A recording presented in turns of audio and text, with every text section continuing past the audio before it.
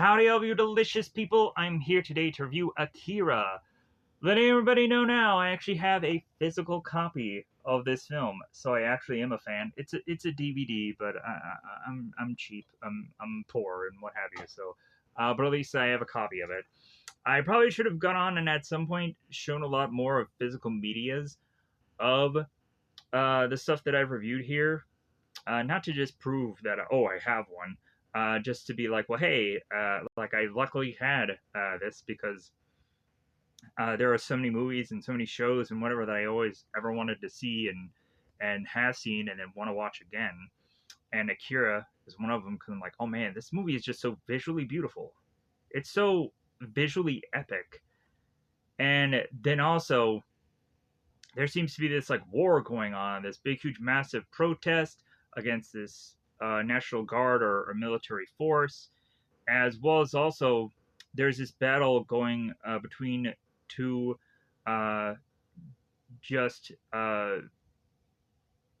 like childhood friends, like coming of age, and also there is to be this psychic power element to this movie. We're even get a character that glows. You got that glow. But yeah, but so uh I am to go on and while watching this movie, like quite often in time while I was watching it, like I was to see like Kaneda and I was like, why does this voice sound so familiar to me? And then coincidentally I backtracked it like, oh yeah, like he like the same guy that does Kaneda in the English dub of this film also does the voice for I think like Leonardo in the original Teenage Mutant Ninja Turtles cartoon. So the whole entire time I was listening to this guy's voice, every time he talked, I was like, Teenage Mutant. It like every single time, like it really took me out of the film because in the back of my mind, that's all I could think of. Like, hey, he's a turtle voice. He's a turtle voice.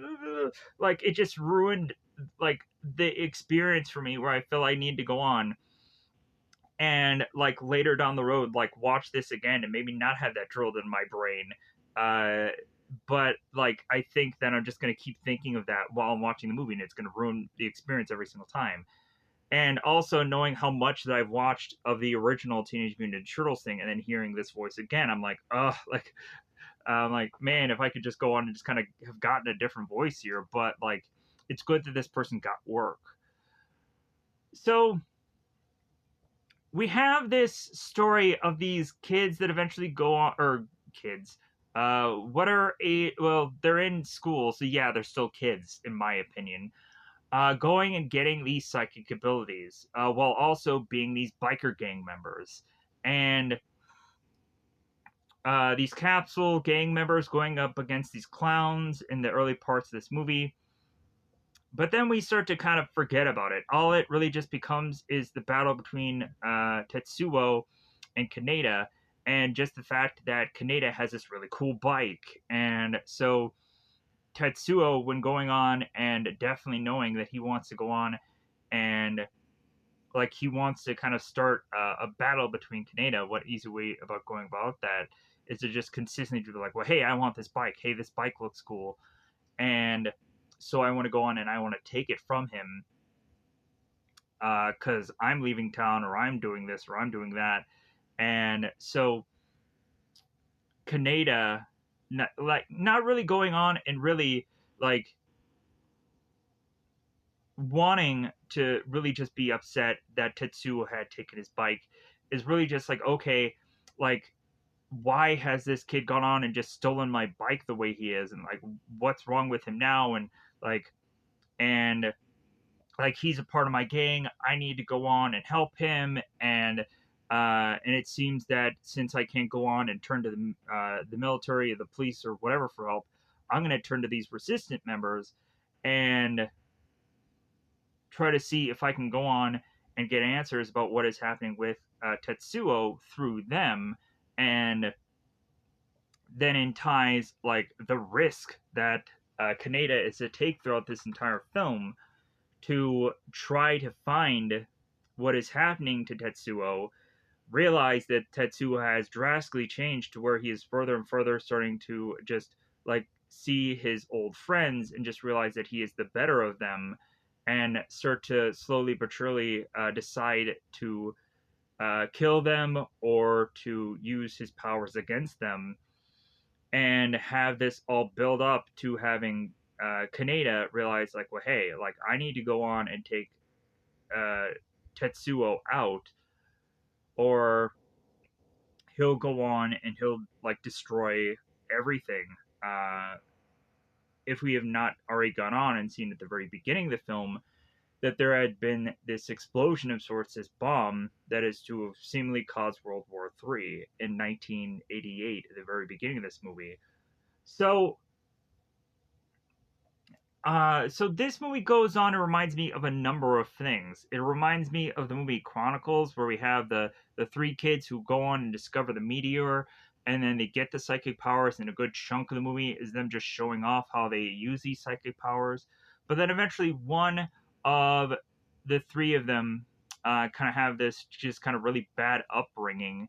Of course, like the movie The Craft, where the one witch ends up kind of using her powers for evil because she's not getting everything that she's ever wanted. And then why not like have one person just kind of looking for these powers as to go on and finally become powerful, like how Tetsuo in this movie is to realize that he was always the weaker in this gang. He was always the weakest member of this gang, and now that he has this power and he can do whatever he wants, like he's finally gonna go on and finally see that he can get the better of what had been uh, his better all along within his life. So then we also go on and have me need to compare to the usual psychic movies to this one, but there are some that are to make a better match to this movie than in other psychic films that I've kind of watched in the past, where a lot of times I'll just go on and throw these movie names out there just because it's to be psychic with psychic thing, and it really just doesn't quite seem to be like 100% the exact same. But Mob Psycho 100 is also an anime that ends up having a character use 100% of his brain, but Mob Psycho 100 is to be an anime that has a character like kind of face odds against a ghost. A lot of Mob Psycho 100 is very funny. I really enjoyed it. I really like it. And I think I'd gone on to at least watch 2 seasons of it. I'm not sure what season count it's on now, or if it just had 2 seasons. Not sure.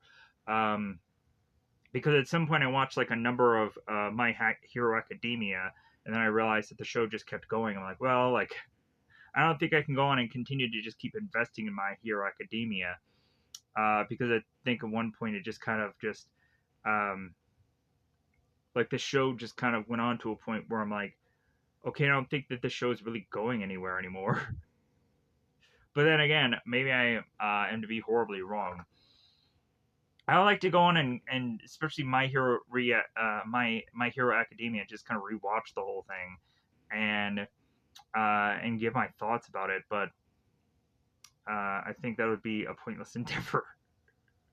Anime just doesn't do well on this channel unless it's to be like the best of the best anime, and even that just doesn't quite cut it because I haven't done just anime on this channel. But anyways, but also, this is to go and remind me of the Scarlett Johansson movie Lucy. That again, we build up to this character using 100% of her brain after having a bunch of drugs being thrusted into her body, her system, because she was a drug mule. And then she ends up becoming what is this almost godlike character, and she kind of breaks from her human form and just kind of becomes this weird like supercomputer of a thing, and it gives Morgan Freeman this like USB of everything of her, And like that is to kind of feel like where this movie kind of builds up to, is that Akira, Tetsuo, because we don't really see Akira. Akira is just a bunch of jars, and like really does kind of briefly end up being actually seen in this film, but we don't really. It's all of a build to just see a character that we never get the reveal of, really, uh, except for like seconds, and then it doesn't really do much to the film. It doesn't really help the film much. Like you would think that the whole build of this movie would just be Tetsuo facing off against Akira by the end of this film, but instead, it again is just two childhood friends that are just having to face off against one another, and that's all this movie eventually just kind of just becomes, is just that. But also, uh, Lucy, um, oh, this movie used to also go on and remind me of Clockwork Orange, a very tame version of Clockwork Orange, because the stuff that it heavily goes into in Clockwork Orange is very dark and very disturbing and very whatever. And it does a lot more of what this movie does at one just kind of small part of it, where Tetsuo is with this clown gang and they're beating him up and they're grabbing Kaori, which is, it seems, to be Tetsuo's girl or sister or whatever, and uh, and and rips her wardrobe away from her, and like that ends up starting to be, in a lot of ways, what happens, and quite often a lot of estranged anime that I've gone on and seen in my time, where I'm just like, man, like I've seen some weird anime to really at some points just kind of fill in the gaps of needing some talking points, but also to reasonably. In past channels, I think I'd gone on and reviewed certain things, but uh, with anime stuff, as to have not justified bringing it here just because of like who is really gonna like it's anime that is so severely generic. Like there's one where it's like, how much is the dumbbells that you lift? Like I don't know if anybody would go on and watch that kind of thing, but I got an entertainment value out of it. But like reasonably, like I don't think anybody really cared about that kind of stuff. But uh, but at some point, maybe I may go on and still try and cover some anime movies.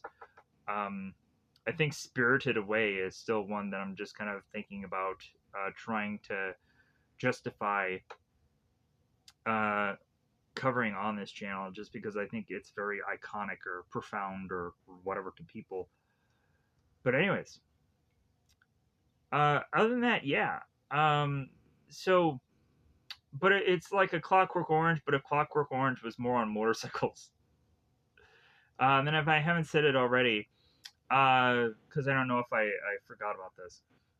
The Akira bike was also in the movie Ready Player One, and they had to actually go on and state that it was the Akira bike, and it is actually lucky that they did, because I would not have gone on and looked at that bike and be like, the Akira bike right away, because there were so many Easter eggs and so many references in that film that, yeah, they definitely had to point that out to me, to be like, oh yeah, I had seen Akira, like, and I had seen that movie, Ready Player One, much later after the fact, and thought that it was my favorite film. Bizarrely, for whatever reason, that I chose to just be like, yeah, that's my best film now. Anything that I said before, like let that slide away, because Ready Player One is bizarrely, from a guy that probably isn't an expert on any kind of video games. Like bizarrely, that's just my thing now. I like this big, huge um, movie that just slams every bit of pop culture, just slams it all together in one thing, and then it's just this race against time, or just race or chase or whatever, to just figure out who's going to be like the golden ticket um, Willy Wonka, owner of whatever this ends up being, Oasis and what have you. But so, let's go on and let's give my grading of this film. Let's go on and state where you can go on and see this movie beyond the Amazons or Primes or renting and whatever avenues that you can go on and unfortunately do this because or unfortunately find this movie besides a DVD copy. Yeah, I really just boast about how I have a DVD copy, a physical copy on me, and then maybe you do too because you like this film. But uh, I'm to, of course, go on and recommend or suggest to people that you can watch this movie on an app called Moopzy, Moopzzi. If you are a person who want to go on and watch anime exclusive stuff more so than the live action day to day, I think I had gone on and also known of some bootleg anime apps that maybe still might exist for you to be able to search and find on the Google Play Store. If you are to be a mobile user, if you have like like I think the best avenue would have you be owning like a tablet or an iPad or something, so you can see it just kind of in a bigger screen than just a phone. Um, but anyways, Moopsy, if you go on to tap on the button source on the bottom of the screen, you can go through the servers and find the English version of this film. It might be on the very bottom, but uh, you'll go on and find an English version of this movie instead of going on and renting it somewhere and you're not quite knowing what exactly dubbed or not that you're going to get from this, or you're going to have to watch subtitles or something. You're not quite sure exactly what you're going to get for your buck. And that will also be free for you to see. Uh, and Also, how did I feel about this movie? What is the grading of it? Uh, this movie has so much visual eye candy. There may be at a point of in my mind where I think that I'd need to go on and watch this movie just more and more and more and more to really and in one fell swoop of a certain time to really understand fully what's going on in this film. But I am to get the best of what I'm to get out of it, and hope that that is going to be a good enough review.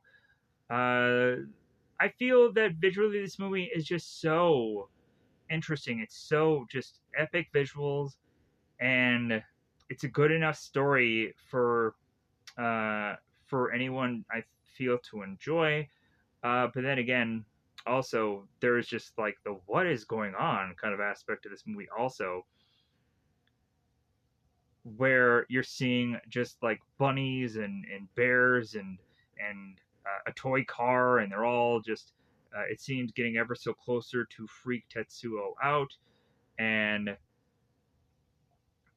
we find within these bears and these bunnies and these cars that eventually it's all to be these Esper characters kind of reaching out, I think, to Tetsuo psychically, and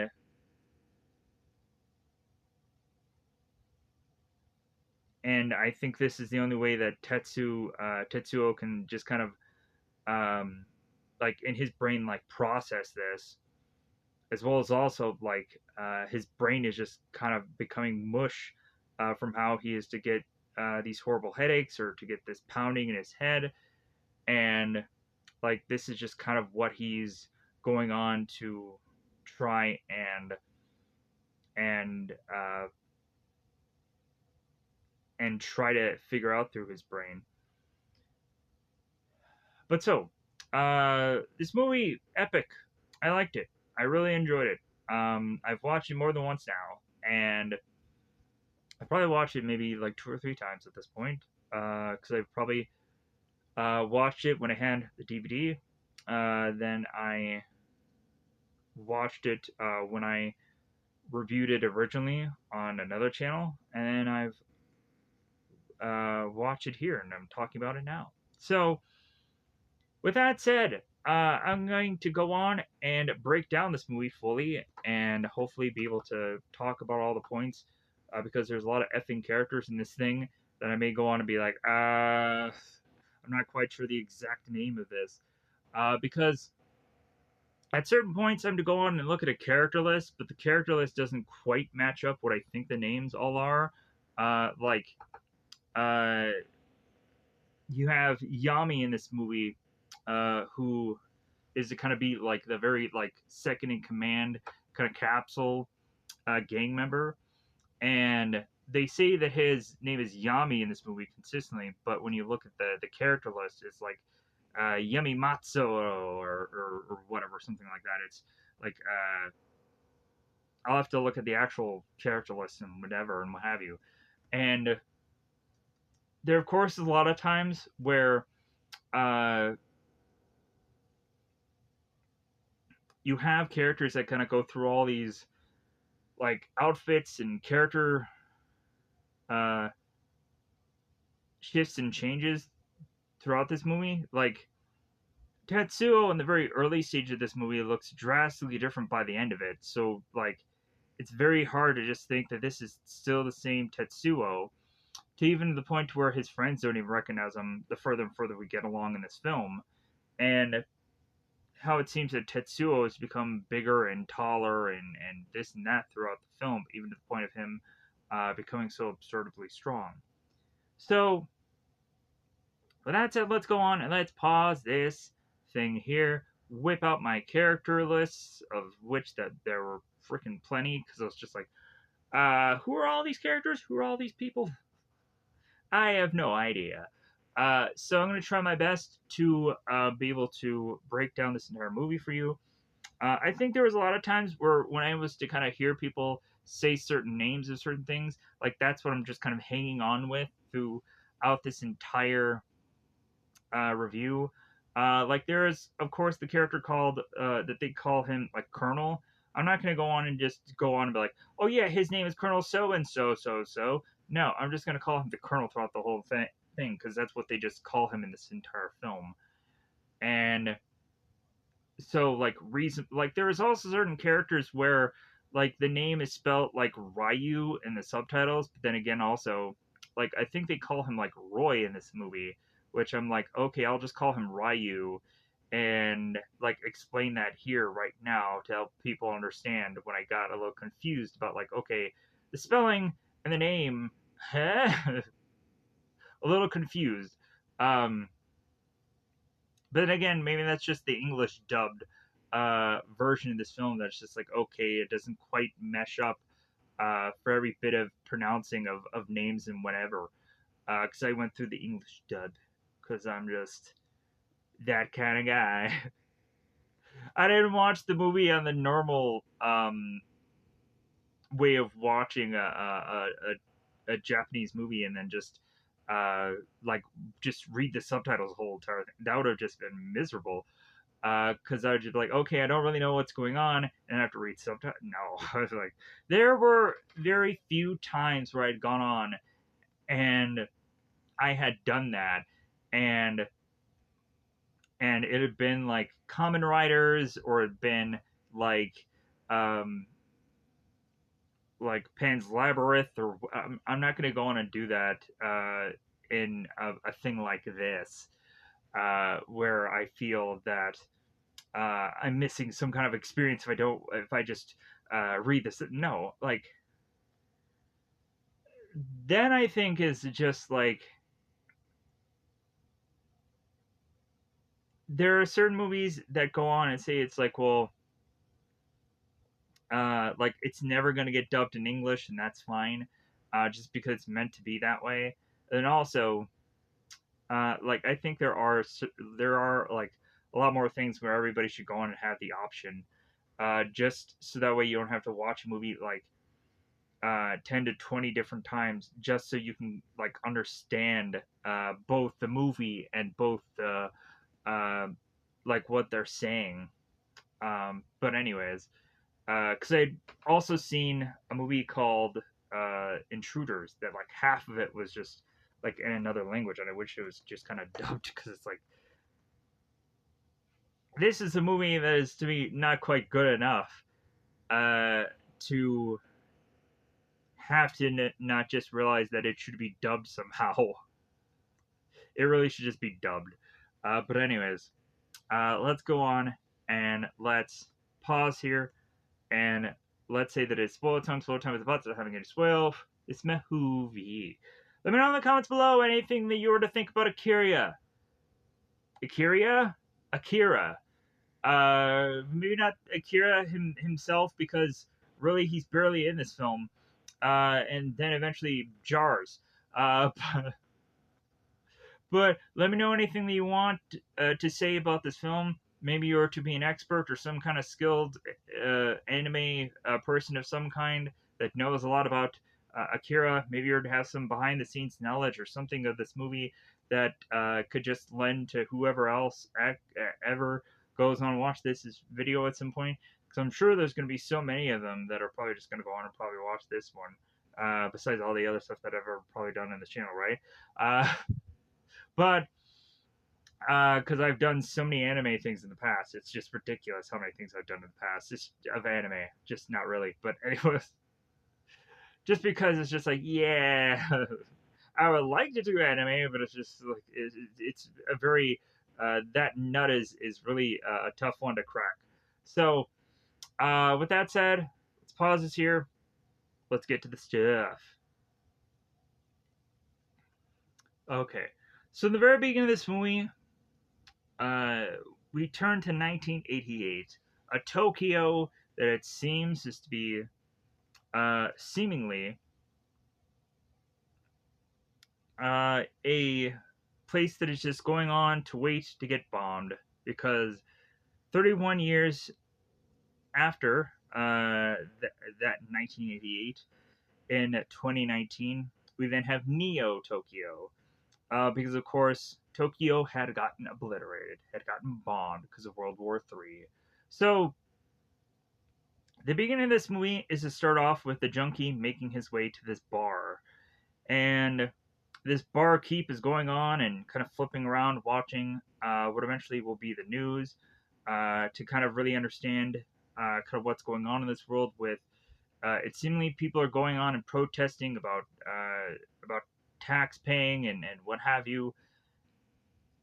And so the junkie goes on and make its way into this bar to go on and ask for some pills, of which that uh, in the background we have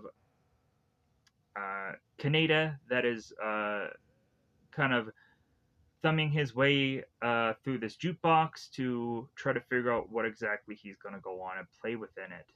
So Yamagata, or Yama, makes his way into this bar to let Kaneda know that they had found out where this clown gang is, and that hey, we should jump on our bikes, and we should go after them.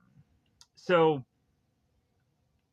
the barkeep is to kind of be somewhat upset with Yama for the fact that he kind of thrusted into this place the way he did, and the fact of the matter is that considering that these kids are so young, like the barkeep kind of makes this crack about, like, well, hey, there is no dance floor on this bar here, and like these kids just kind of uh, just stand around this bar and they don't go on and they don't actually get anything from this bar. And so Yama ends up getting upset with the barkeep, stating how just kind of lousy, like really a lot of this stuff is here. That Yama turns to this junkie and tells him like, "Hey man, like you shouldn't take those. That'll stunt your growth." And like further just kind of berates this barkeep and then leaves. So Tetsuo, the guy with the kind of greenish grayish, kind of very light blue kind of hoodie, is to go on and be sitting in uh, Kaneda's bike, consistently going on and looking at the stats of it and noticing how it has airlock brakes, noticing that it has a certain amount of RPM, this and that. And so Kaneda notices that Tetsuo is to be on his bike. It's like, well, hey, is that you, Tetsuo? And Tetsuo is like, all right, okay, like I'll go on and I'll get on my bike. And we of course have Kaneda who's telling Tetsuo, it's like, hey man, like you're not gonna be able to handle a bike like this. It's gonna be too wild for you or too crazy for you. Uh, so kind of get back on your own. And Tetsuo is like, oh, I can handle that bike. So uh, so Kaneda is telling Tetsuo, it's like, well, hey, like, hey, if you ever go on and if you ever take down one of these clowns, maybe we'll think differently about you. So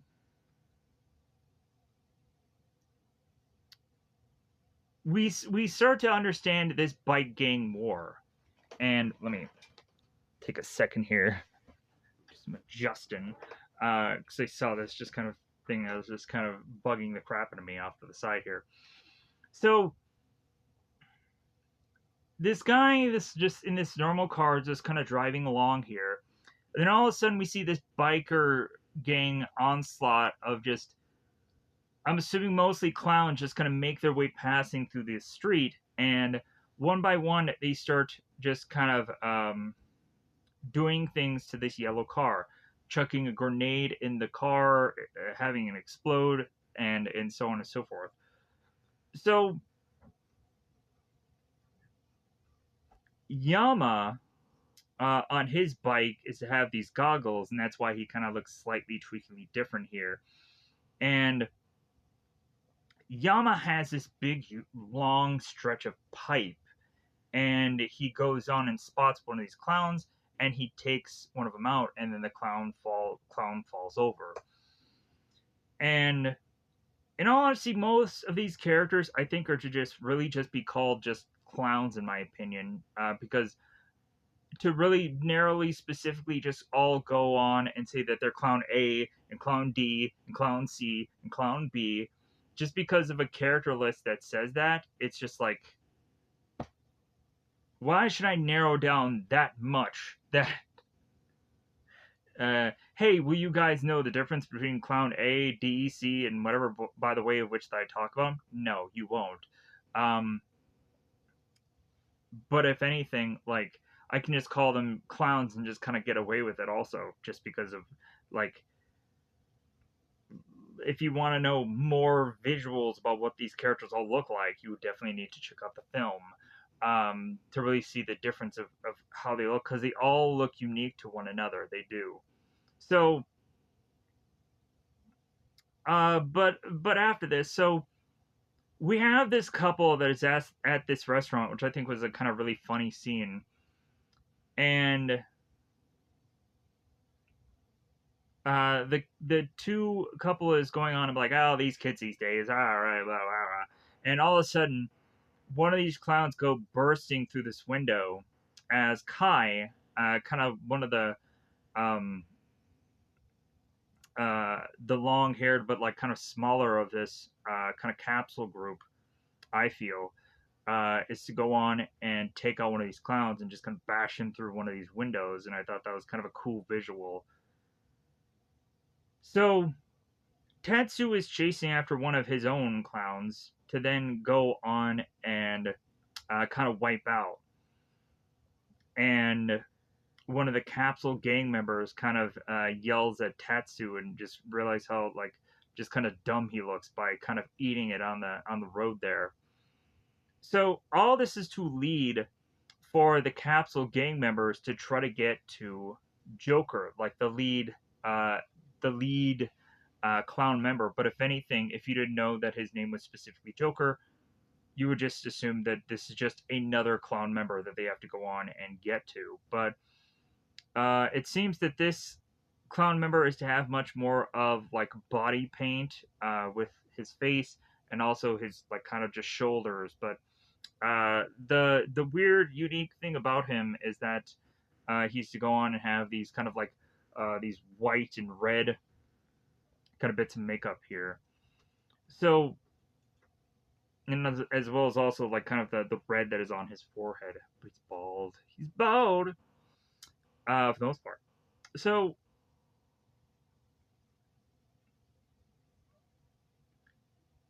as the clowns are to make their way through their bit of road that they are to travel here, all of a sudden we start to have a number of motorcycles that jump in on them. And that leads us to see this one uh, motorcycle gang that has these smiley faces on uh, their bikes as well as also their shirts. And the uh, one a guy who seems to have this very long staff or pipe is to go on and decide to jump off of this kind of this side car that is to be attached to this motorcycle. And he jumps and he tries to go on and jump onto Joker's motorcycle here. He ends up going on and he ends up getting kind of um, thrusted underneath Joker's motorcycle to realize that he's going to end up dead. So this character doesn't really need much of a name, just because he's probably to kind of eat dirt anyways. And I think a lot of people were trying to go on and like Reddit or something and figure out who this biker gang was. And I too was just going like, well, who the heck is this kind of smiley face gang member? And they were just kind of like, well, like the anime or the manga just kind of just says that it's just kind of this unnamed gang that we just have to naturally assume there's been just so many different. It's kind of like how in the movie The Warriors, where like the Warriors start to go through all of these um, kind of parts of town, and some of the gangs are named like the Orphans and this and that, but like also some of the other gangs aren't really named, where it's like, okay, who are the guys that are wearing the baseball outfits and have the clown makeup, and like who are they, like what are those names? I don't know, I'm not quite sure, they don't say it out loud. So it's just kind of like, okay, like how exactly do I have to go on and try to figure out a way to define who all those characters are throughout that movie, just because it's so difficult. But anyways,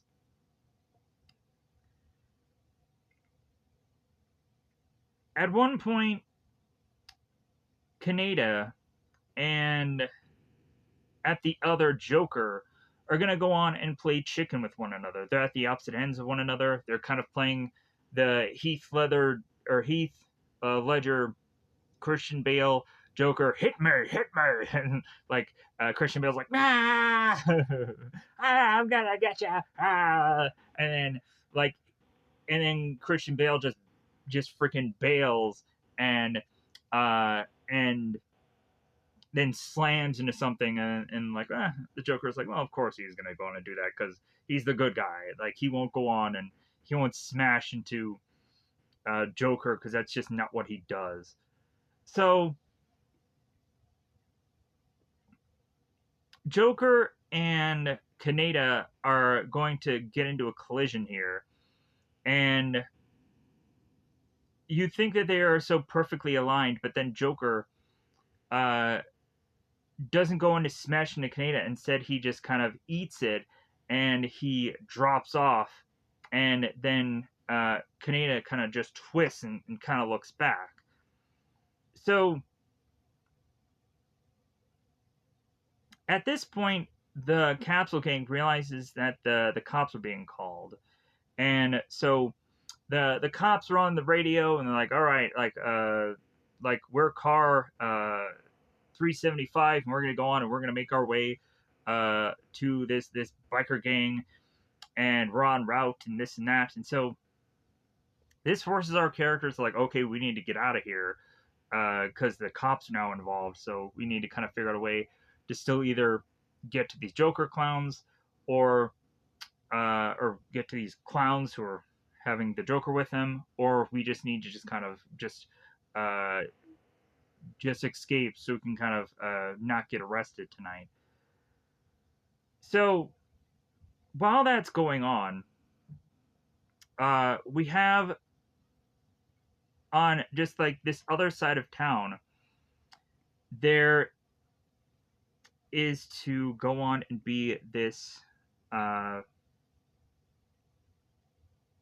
resistance member and Takashi. Takashi, it seems, through a good chunk of this movie, I believe is called number 26. And Takashi ends up being one of the Espers, or the Aspers, or Esper, one of the psychic children. Uh, his skin seems to be like a grayish or light blue. His hair is white, and it looks like he is to be this to this resistance member like a child with him, but we don't know exactly how actually old Takashi really is. So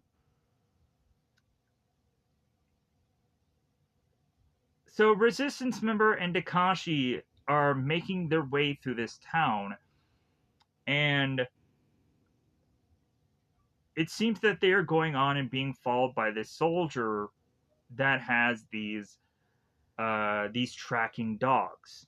They're to whiff out the scent of the two resistant member and Takashi. So we'll find out that it seems that this guy is consistently holding his side. And the further and further this guy makes his way through the city, we start to realize that he's bleeding and that this guy is really on borrowed time, that it's all just a race for him to try to get to Ryu or Roy to hand number 26 off to him. So, Resistance member and Takahashi, while they're continuing to make their way through the city, even making their way through what seems like rush hour traffic, it seems, have these dogs just start to follow them. And so the dogs get so close to to 26 and resistance member that he has to go on and the resistance member guy has to go on and whip out this gun, shooting these dogs, which is like, man, like that's a horrible way to start a film. But so the resistance member and Takahashi continue through the city, and they get to a point where like they're in between like this massive protest, it seems, and a lot of people were probably going to go on and start a riot, and the military. And the military are to go on and have this huge, massive spotlight to tell both Takahashi and the guy he's with, like, well, hey, like, this is off limits. This is a barrier. Like, you should not be here. You should not be getting any closer, any like, you definitely need to get your way out of here. So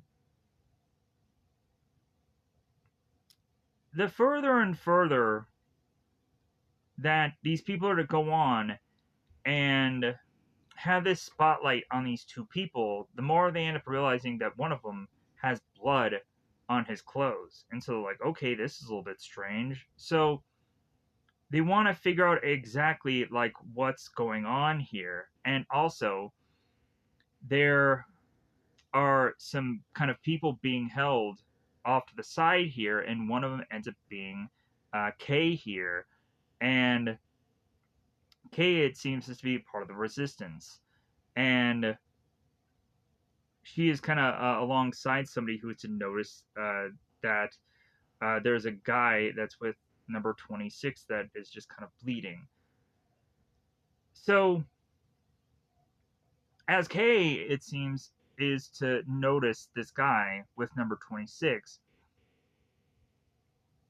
Kay then starts to chase off to try and find uh, Ryu because they need to go on and they need to find number 26 and they need to collect him here. So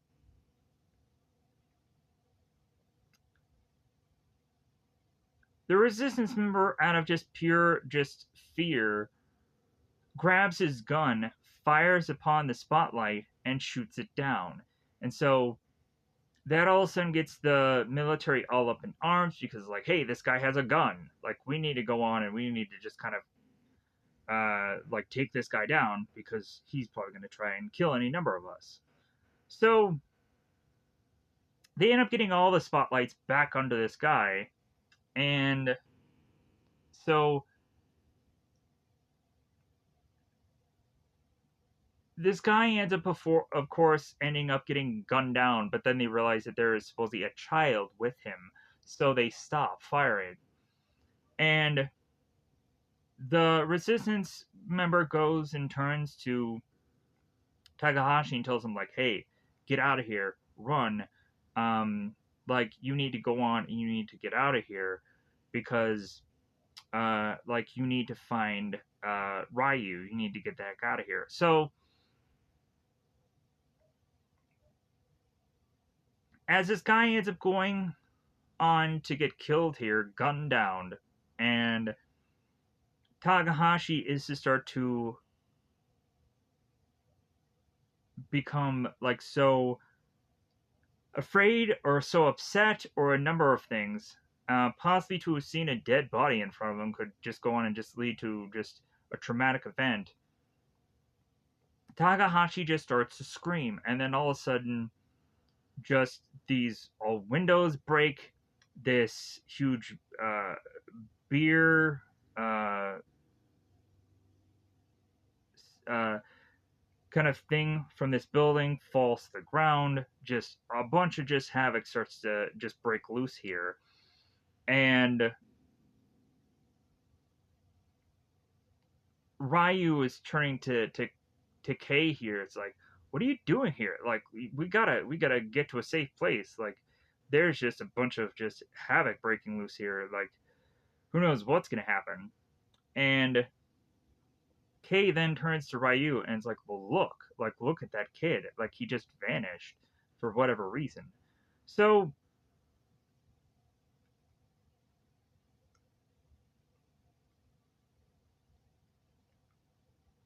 we have one of the espers, who is Masaru Masuru. Don't know how his name is pronounced. It's never quite said in this movie. Matsaru is to be one of the espers, it seems, that is in this kind of weird scientific um, Charles Xavier uh, kind of Captain Kirk kind of weird goofy chair. And so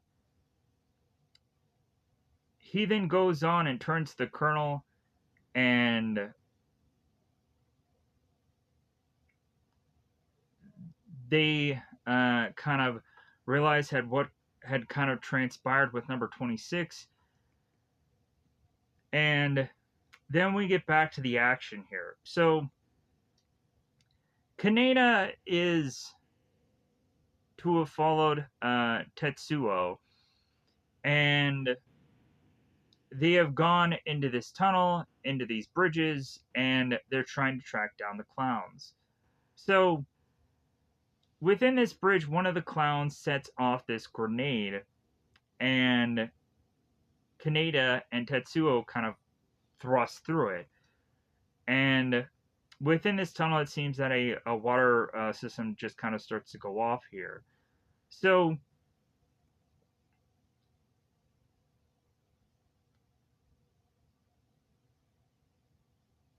back with the protesting and the rioting and whichever, we have protesters that go on and are to just kind of take a van and flip it over, and everybody is just kind of running around. Smoke uh, Smoke pellets are being fired by the military, looking at somebody and just pump, just hitting somebody in the chest. And one of the soldiers was like, scumbag, and freaking just bash, just freaking, like, the guy doesn't really seem is to be of any real threat to this guy, but the military guy just goes and just fires into the guy. It's like, you deserve that. No, you didn't. No, he didn't. He wasn't any threat to you. He was just running off. He was just running away here. So Ryu finds Kei as they're just kind of scrambling, intermingling within the smoke. So while that's going on, we get back to the clowns and Tetsuo. So we see quite a bit of just kind of explosions off to the side. We're trying to figure out what's all going on. And one by one, like the clowns that are with kind of Tetsuo as he's chasing them, they, like, one of the clowns turns to one clown turns to another and realizes that he's going the wrong way, and that clown crashes, and then one of the clowns doesn't notice where he's going, smashes into this wall. Tatsuo, it seems, is to kind of course correct and be able to not uh, crash his motorcycle, but eventually Tetsuo, like, finds his way to uh, Takahashi, number 26, and all of a sudden there seems to be this big explosion that occurs, and Tetsuo is to be just on the ground, just very much hurt. So this kind of weird impact, I guess, all of a sudden is to trigger Tetsuo to, I guess, start to have this psychic ability, and then also just being so close to Takahashi, I guess, also can just have this just weird thing occur. So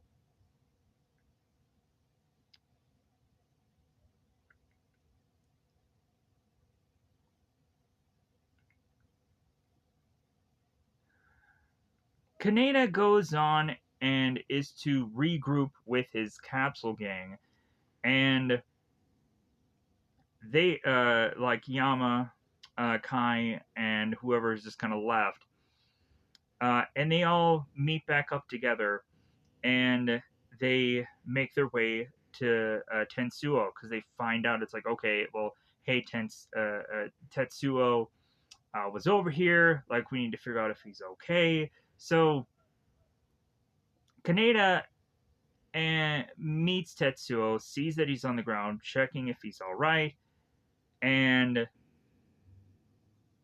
then Kaneda turns to number 26, Takahashi, or Tek, uh, Takahashi, and is to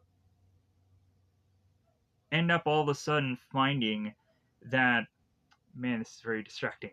The whole entire time I'm talking, in the background, you may or may not hear this. There's a dog barking because of my neighbors, and it's just so, like, every time I'm just hearing the burp burp, it just, like, it's freaking breaking my rhythm. So it's just like every time I'm trying to talk here, I'm like getting just distracted by adamant noises that are just happening off to the side that you may or may not hear. I'm not quite sure. But also, my neighbors, it seems, are doing this a lot now, where they're just taking this dog and it just consistently just barks all the time. To where I'm just like, really? Just the perfect time for me to go on and do a video. But so as Kaneda turns to number 26, all of a sudden all of these lights start to appear from the sky, and helicopters start to arrive and start to circle around this area, having all of these military helicopters just land around here, and of course have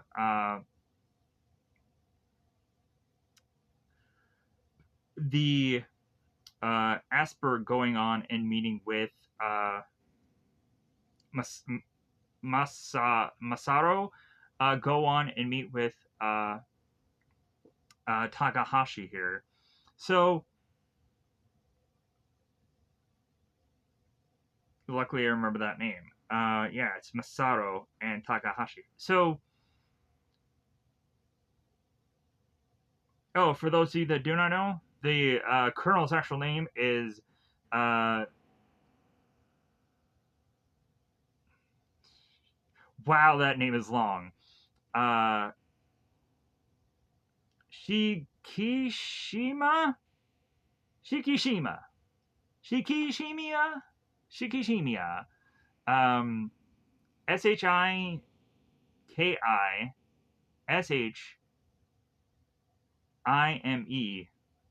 Shikishi Shikishima. I have no idea. Um, Anyone can go on and correct me for how that's actually said, but that's a long effing name. Thank God they just called him Colonel in this, because there would be no way that I can logically go on and just call this person just Shikishima, like this whole entire thing. Um, I would definitely have figured out a way to just be like, is what is his first name? Like, is there another name that he goes by in this whole thing?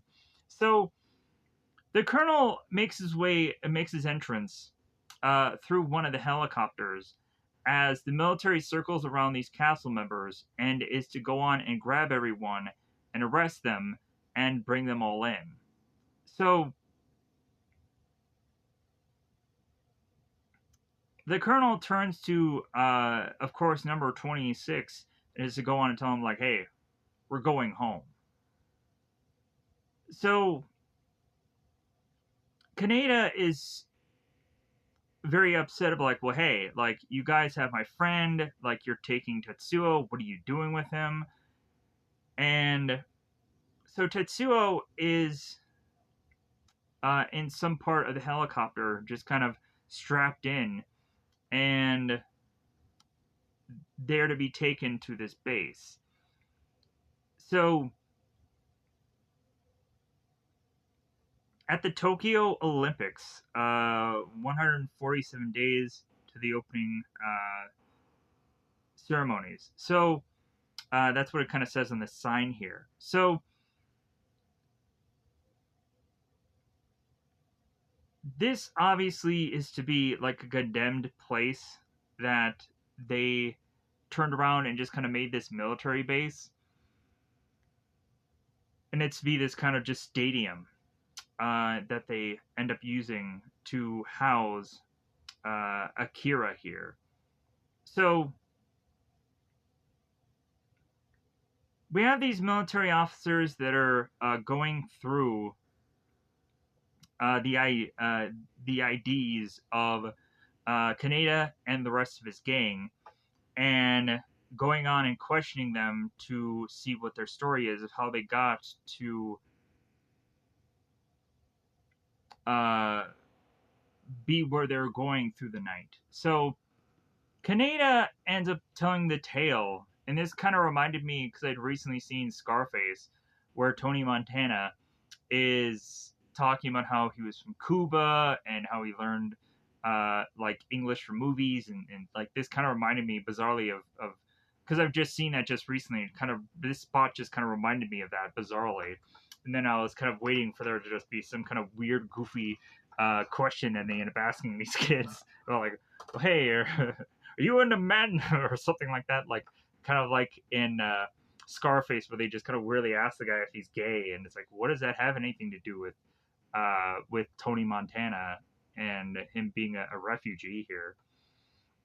But anyways, the soldier goes on and is to find out from Kaneda and the guys here that supposedly they were all trying to visit their sick poor mother, and coincidentally, while they were making their way to their sick poor mother, all of a sudden, these clown members had gone on to attack them, and that Kaneda was going on to uh, try to get to his friend Tetsuo, and all of a sudden, Kaneda is also looking at this uh, bit of military paperwork, and he had seen some girl that it seems that they were kind of thumbing through. I guess that this is to be uh, kind of bits of uh, like it looks like a photo album, but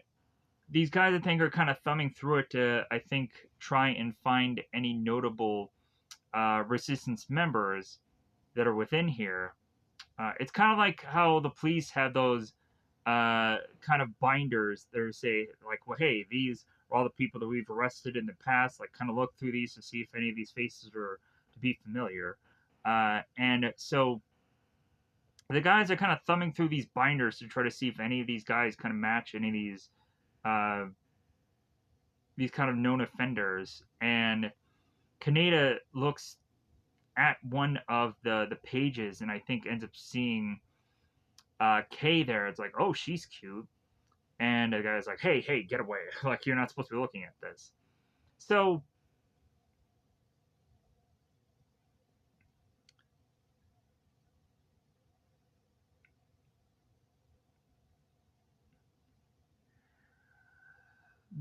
so both of the officers here go on to decide that, like, you know what, like, we're not really going to get anything from these kids. They're not going to really give us the truth of why they were out there last night. And like, I don't think that these bozos really have anything to do with who we really need to kind of look for here. So, like, let's just kind of let them go because I think we're just kind of wasting our time here. So, the officers just go on and have these kids all ride this bench until they are willing to let them go.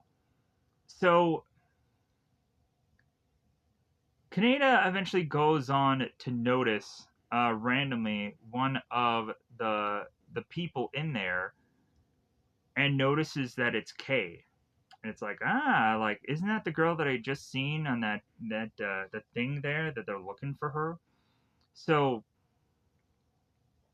all of a sudden, there ends up being a guy who's thrust out of this door, and we find that he's a bomber of some kind, or the resistance member.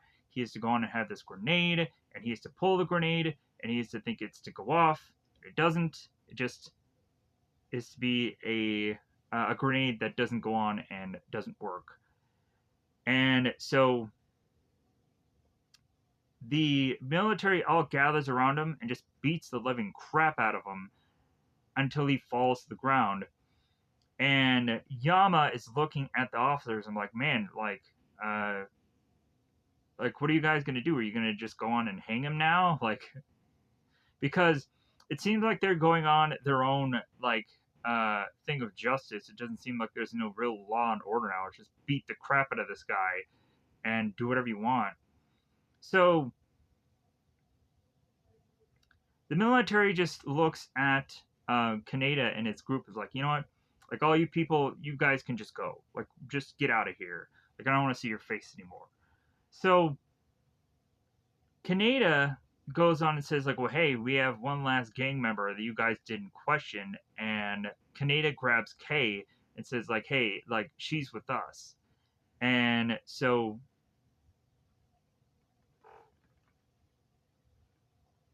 the officer lets the gang go. So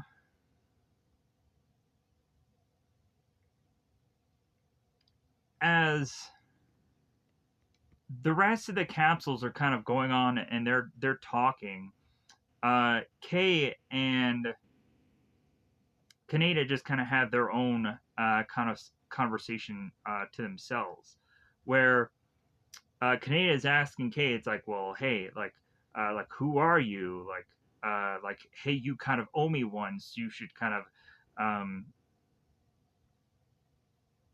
like we, like you should kind of like make this up to me.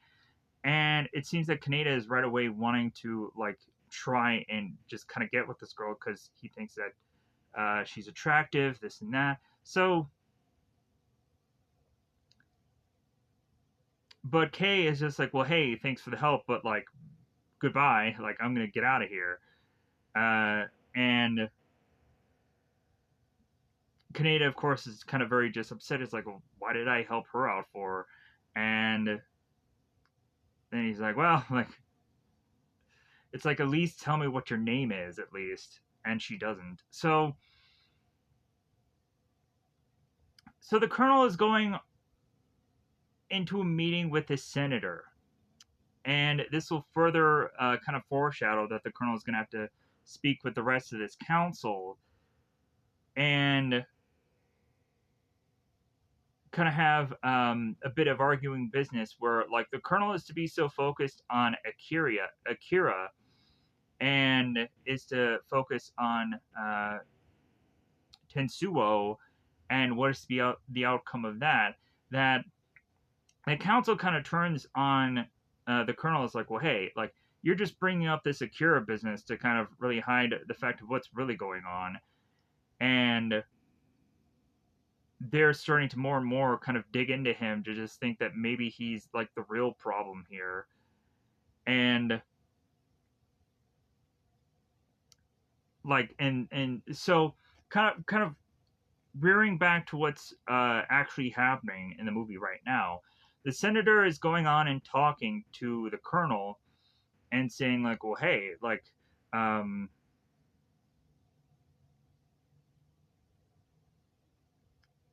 like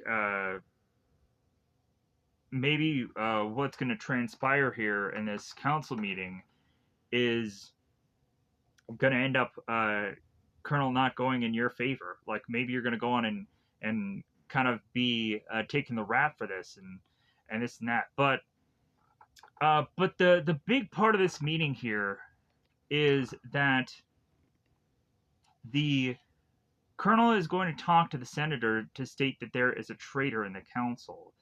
That there seems to be some kind of evidence that tells us that, and they need to go on and figure out who the traitor possibly is, which we have to assume um, Ryu was talking to a guy named Nezu, and he seems to be some kind of guy of note to where Ryu calls him the president and this and that, and maybe he has some kind of pull, or it seems that he has a huge briefcase of money, so he's getting paid off by somebody. Um, and we're all just trying to put the pieces together of what all this means, but anyways, so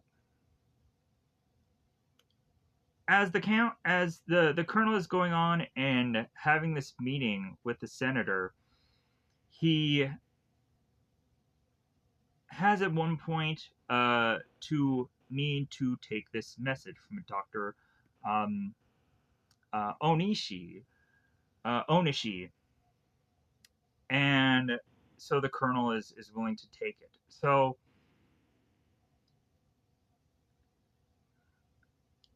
Dr. Onishi goes on to within this MRI or within this scientific doctor medical lab to be running tests on Tetsuo.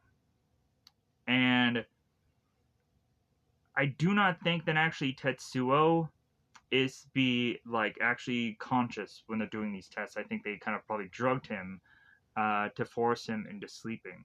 While Tetsuo, like here now, is all of a sudden much bigger, kind of much more like this character size than what he is in the very early stage of this film. He looks taller, he looks bigger. Like I don't quite understand within a movie like this, like why exactly they kind of start to have a character change throughout the movie at some points. Like I guess it's maybe just problems with continuity, or also like the character at one point is to like say how small and how piddly he was compared to his friend, and so maybe like that is just his new powers, just kind of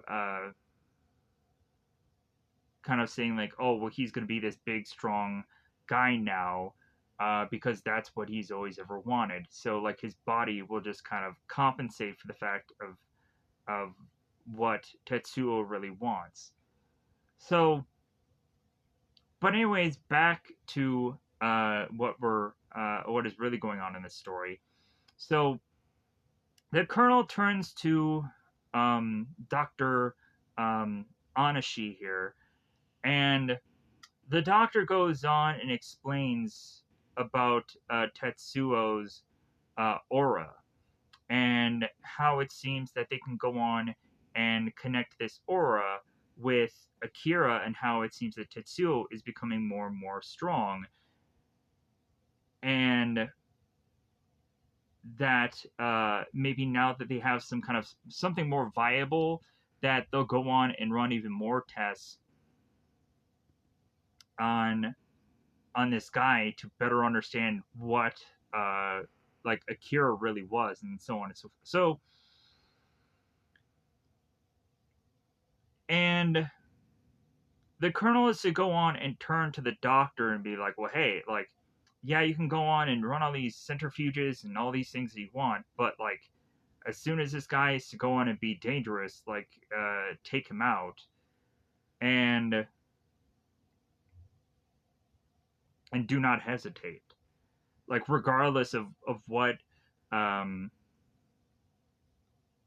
regardless of what we can learn from Tetsuo, regardless of of this person being such a one of a kind thing, like we have to realize that like if this is to be kind of like Akira, who had gone on and been such a risk to the world, then we need to kind of look at Tetsuo as the same. So now back at the school. So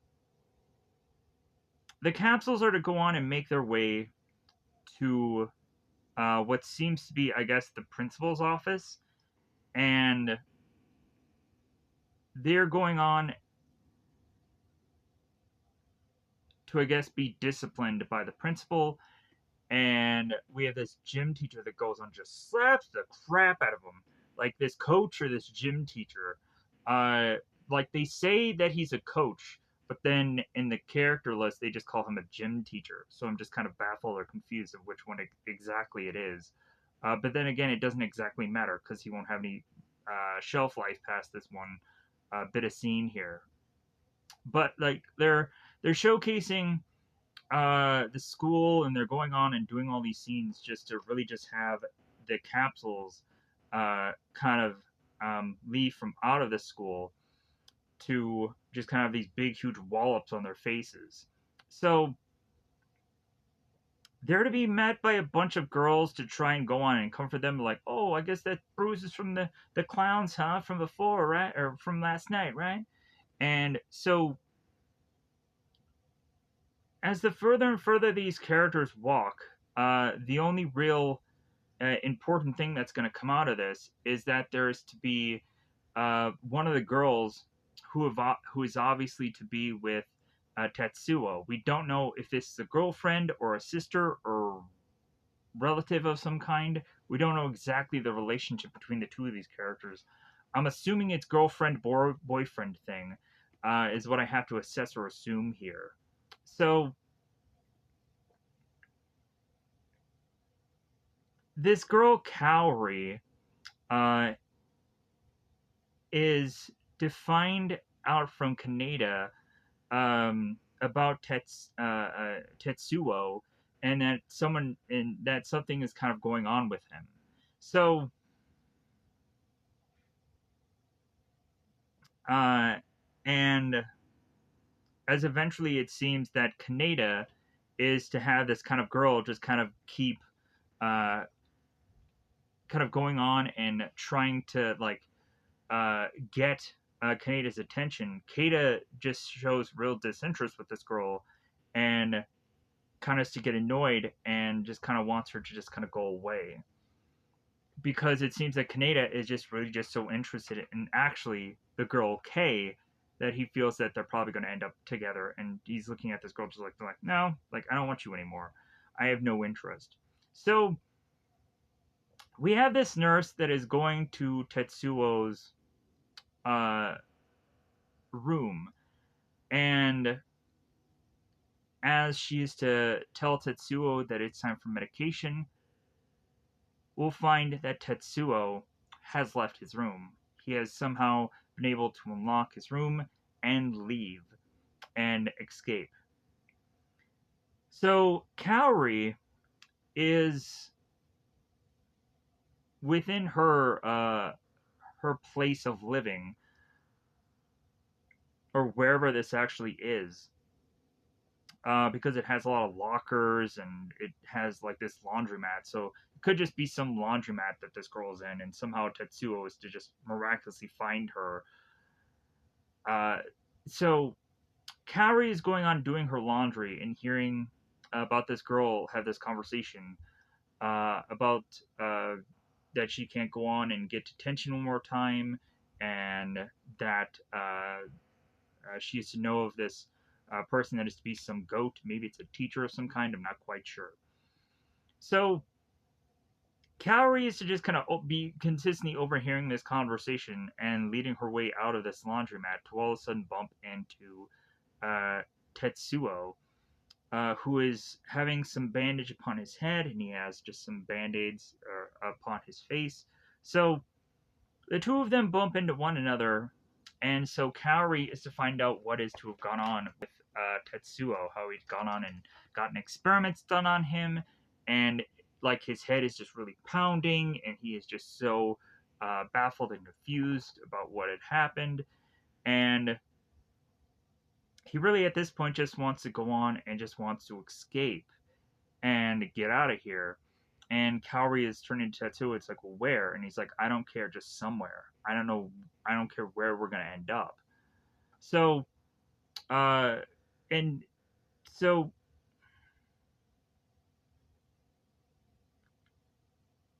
now the capsules are to go on and make their way uh, into one of their actual classes, and it's motor shop. You obviously notice that by the big, huge, fat motor that is just on this desk laying there, and they end up also just talking about motor shop. And so I think Yama, or one of the kids, is talking about how like, hey man, they really need to go on and do well in this class, uh, and so on and so forth. So Kai turns to Kaneda and is telling him that someone is lifting his bike or stealing his bike, and Kaneda is like, my bike. So he looks out the window to realize that um, Tetsuo is, with Kaori, is to jump on into his bike and run off with it, forcing.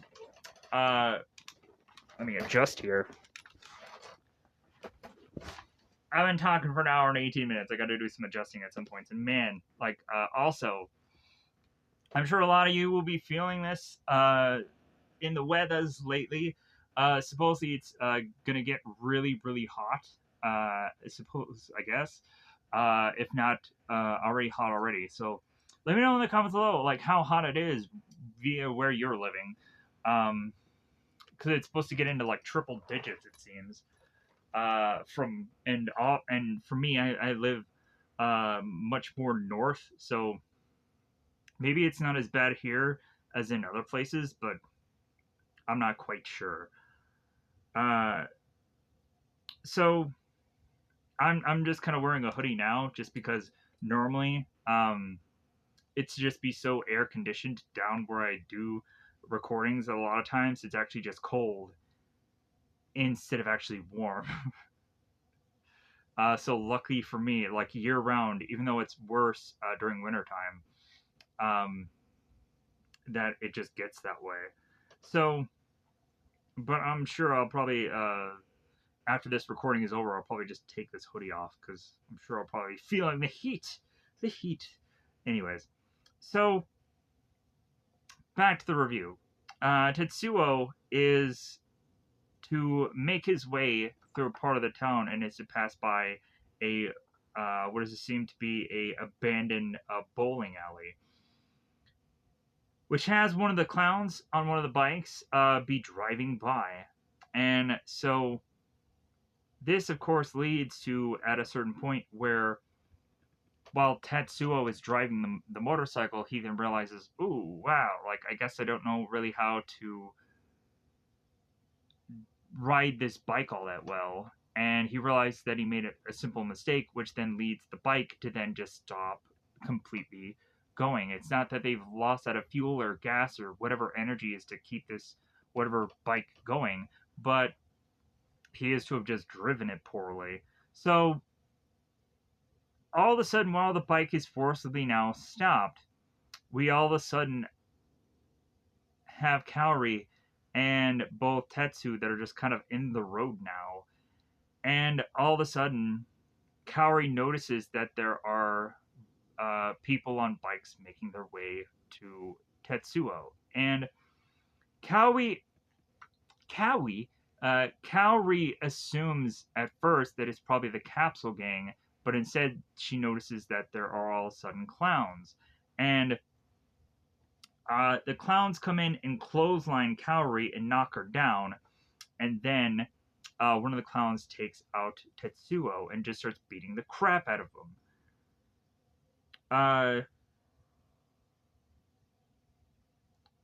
The clowns gang up on Kaori, and here's where they go on and they rip away. Whoops. Yeah. There we go. They rip away her shirt, and I think this is where they just kind of drive her into the ground. So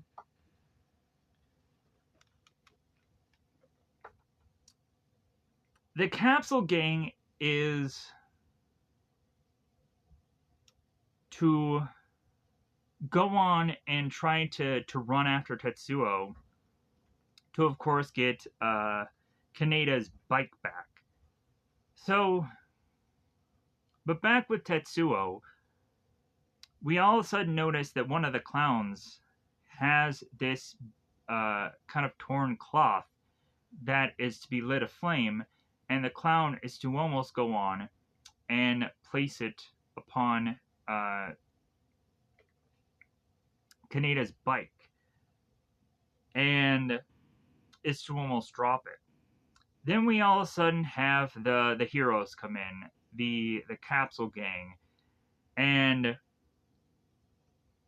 Kaneda, it seems, had probably just. Here's something really, really cool here. So, as the clowns realize, like, oh my god, like, the capsule gang has come, and they start to drive off, Kaneda goes on and he runs. And he runs and jumps on one of the bikes, kicks the guy off it. I'm like, man, this looks so sweet. And then they start to, like, kind of regroup and kind of gather themselves.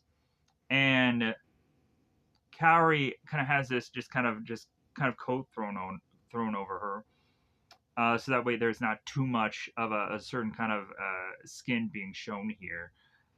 And they start going on to just beat the crap out of whoever is left of these clowns, because Tetsuo is just start to beat the crap out of this one clown guy, and Kaneda is even looking at Tetsuo like, hey man, like, enough is enough. And Tetsuo is like, no, I'm gonna kill him. Like, I'm gonna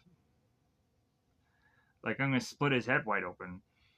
And Kaneda is kind of telling Tetsuo what to do. It's like, hey, don't tell me what to do. So all of a sudden, Tetsuo is to start to grab at his brain, and is to start to, like, further and further just start to fall off to the side here. And he is to start to have all of these flashes of Akira and what could eventually follow in his future, with Kaori eventually getting smashed and killed, sadly, and a number of other things that we just kind of see I guess for the just the mixing of visuals that they're just kind of presenting here. So Kaneda just like going on and kind of seeing that his friend is obviously in agony or in pain here is to kind of go for him to see like, well, hey, what's wrong? Like, how can I help you? And Tetsuo is to fall to the ground and almost fall through the ground. It seems he's to almost fall through what is to possibly be like the underground, the sewer system, and then fall the a ground further, and then have all of his organs and body parts just fall out of his body. For all of a sudden, Tetsuo is like drooling and whatever and sweating, and so Tetsuo is trying to grab all of his organs back into his body, and then from I guess another person's perspective, we are looking on at this and we're just like, okay, he's just seeing all this in his mind. So because Tetsuo is to really just have fallen to the ground and not fallen through anything and have his organs fall, all of this is just in his mind. And so everything that he was to see at a point was just him, was what actually happened was just him falling on the street, and he was thinking he was falling through the ground, and he was thinking that his organs were falling out of him, but that's not what really happened. It was just his mind playing tricks on him. So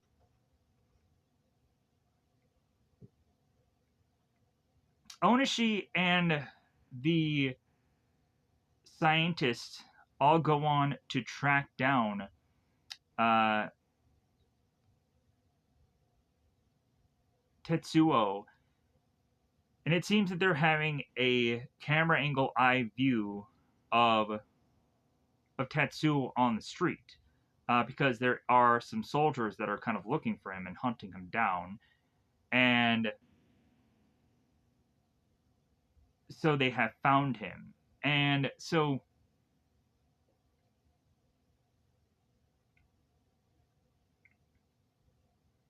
since they have gone on to find him, like Onishi is telling the scientists, well, hey, like retrieve the subject right away, like get this guy, uh, like we definitely need to go on and like we need to grab him before like because like this Tensuo can just be very dangerous the longer that he's out there. So, and we have no idea what's going on with him, so we need to like grab him right away. So the CRC and a bunch of scientists all grab Tetsuo and they grab him, they drug him, and they're looking in his eyes. And uh, Kaneda is to be very upset, like, well, hey, what the heck are you guys doing with my friend?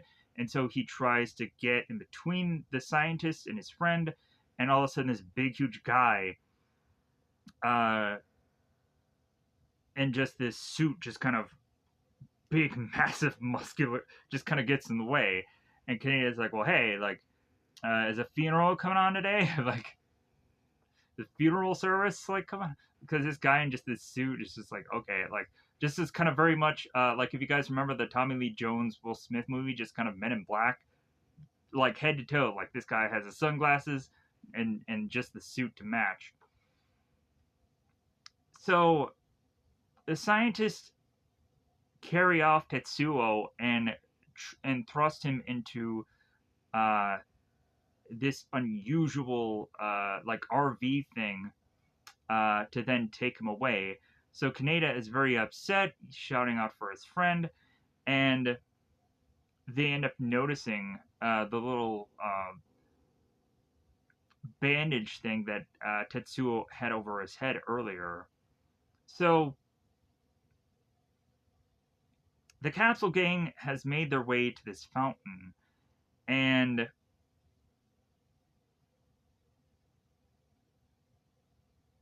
the ladies are going on and thinking that they're going to spend some time with the capsules, but then realize that they start to more and more just realize that there's nothing that they're gonna actually do with these capsule boys. So they just kind of leave and go home because they're bored. And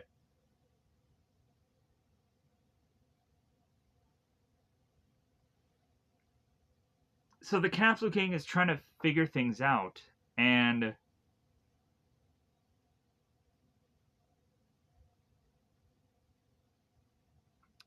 so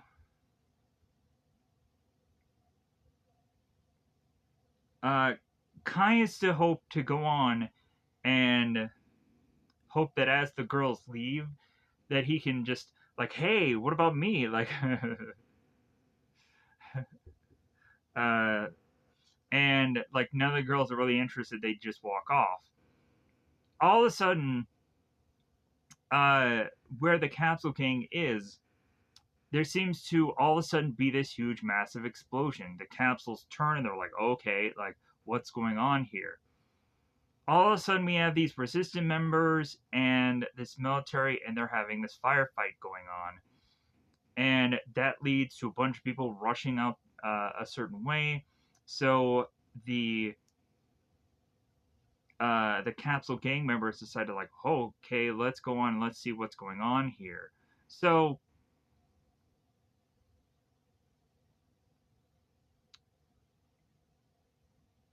the soldiers are going on to try to figure out these resistant members along the way. Uh, they're wanting to have more numbers here to kind of check IDs and go through the checkpoints, just kind of go on and find these bombers. So while that's going on, Ryu and Kai or K, my bad K, are going through their secret base, and Ryu hands K this flash drive or this thing, and tells her to be careful. So Kay makes her way into this kind of ravine, uh, this place where it seems there's a point where Kaneda and Kay kind of meet together, and there is also like soldiers that are going on and trying to stop Kay, and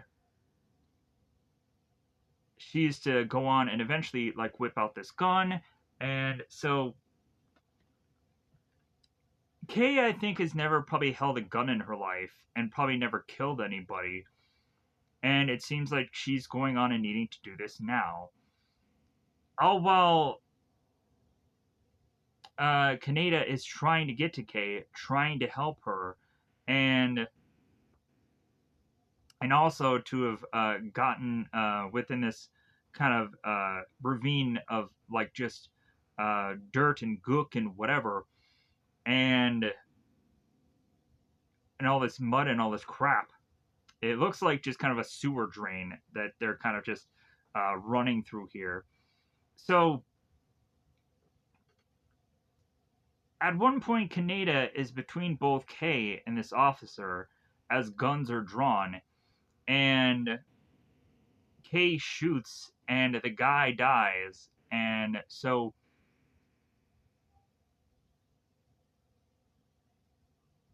at this time, Kaneda will not leave Kay. He needs answers. He wants to follow her, and so he does.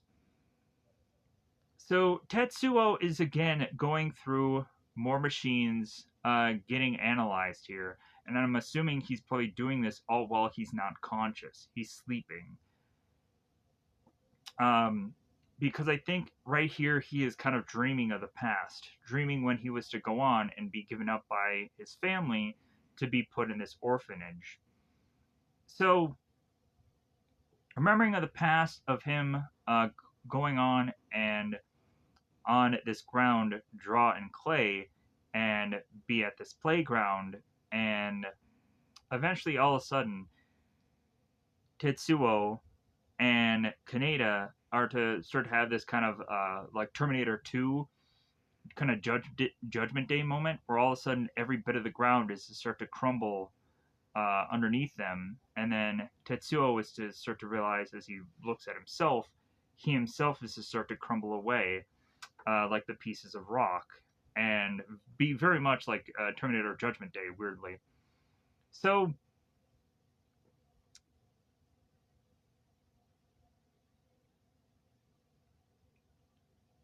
Tetsuo is to wake up in a hospital room screaming for Kaneda.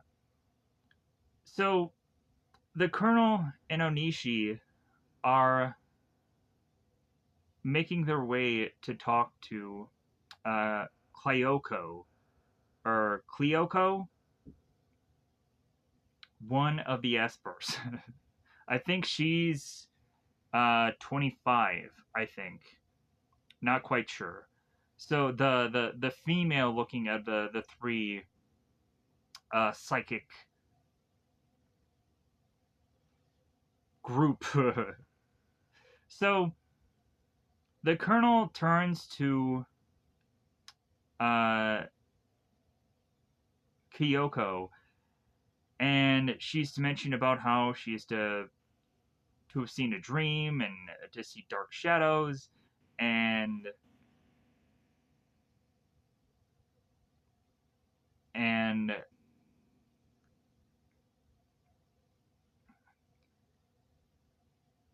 we have the colonel that is turning to the doctor and has run all the tests that he can on her, and he's like, well, no, like it seems that everything is very normal and stabilized and everything, like so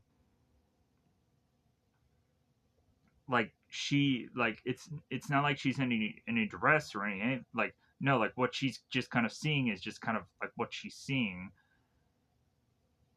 So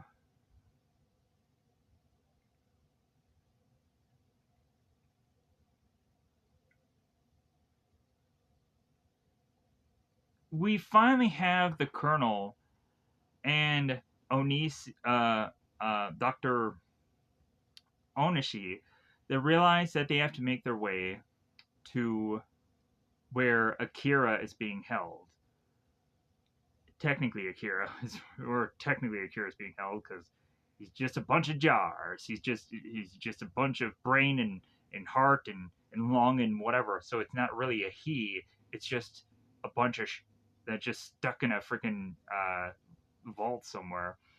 So they get their Arctic gear on and they take this underground elevator to where Akira is, which is really just this vault, and they're looking at it, and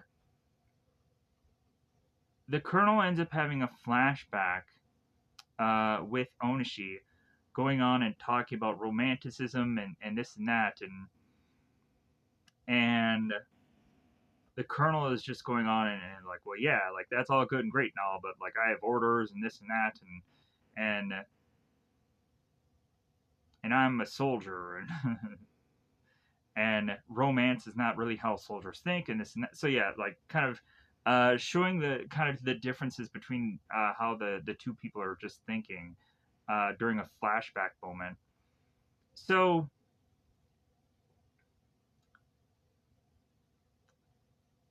they make their way to this facility nearby where this vault is to get it unlocked, and they're talking about the temperatures over and over and over again, and uh, so the colonel is to make his way to the vault where Akira is to be held. And while that's going on, uh, Kaneda is with Kay as Kay is trying to make her way to this, I guess, safe place, or the safe base, where uh,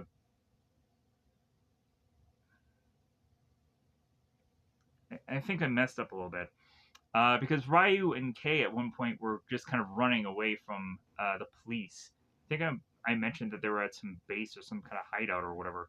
Maybe it was uh, just some freight elevator that Kay just went to, and I just kind of messed that up a little bit. But I don't think it really matters because here is where uh, Kay's actual hideout is. So Kay starts shouting for Ryu over and over again, and the interesting thing here is Kaneda is starting to ask like, well, yeah, this Ryu guy, like, who is he to you? Is he your dad? Is he your this or your that? Like, who is he? And you would think then Kay would answer, but she never really does because all she's focused on is trying to find this guy, and she ends up instead going on and finding these resistance members with Ryu. Uh, the resistance members turn their gun on Kaneda. It's like, who's this guy? Like, and so Kaneda is trying to explain. It's like, oh yeah, like I'm just Kay's boyfriend or hopefully boyfriend or something. It's like because all Kaneda thinks about is just getting with this girl, and so uh,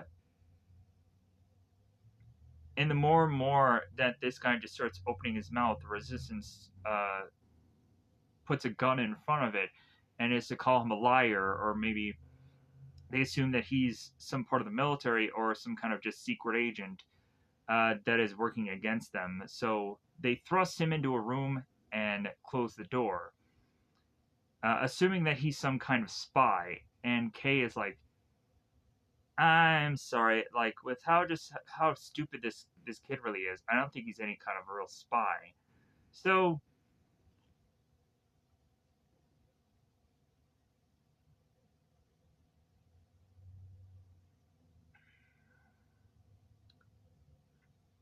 also, I have to go on and probably correct myself again, because Ryu and Kay's mission, and they'll go on and explain it here because they'll kind of throw um, these things on this table here. So I thought it was some USB or some kind of thing, but I guess it's key passes, and they go on and eventually help us understand what these key passes are for them to kind of come in to the military facility as his cleaning crew. So that's what Ryu and what Kay like had with them. That was the mission that they're going into, and that's why they were running away from uh, the military, and the military were facing off against these resistance members. They're throwing these bombs, so on and so forth. So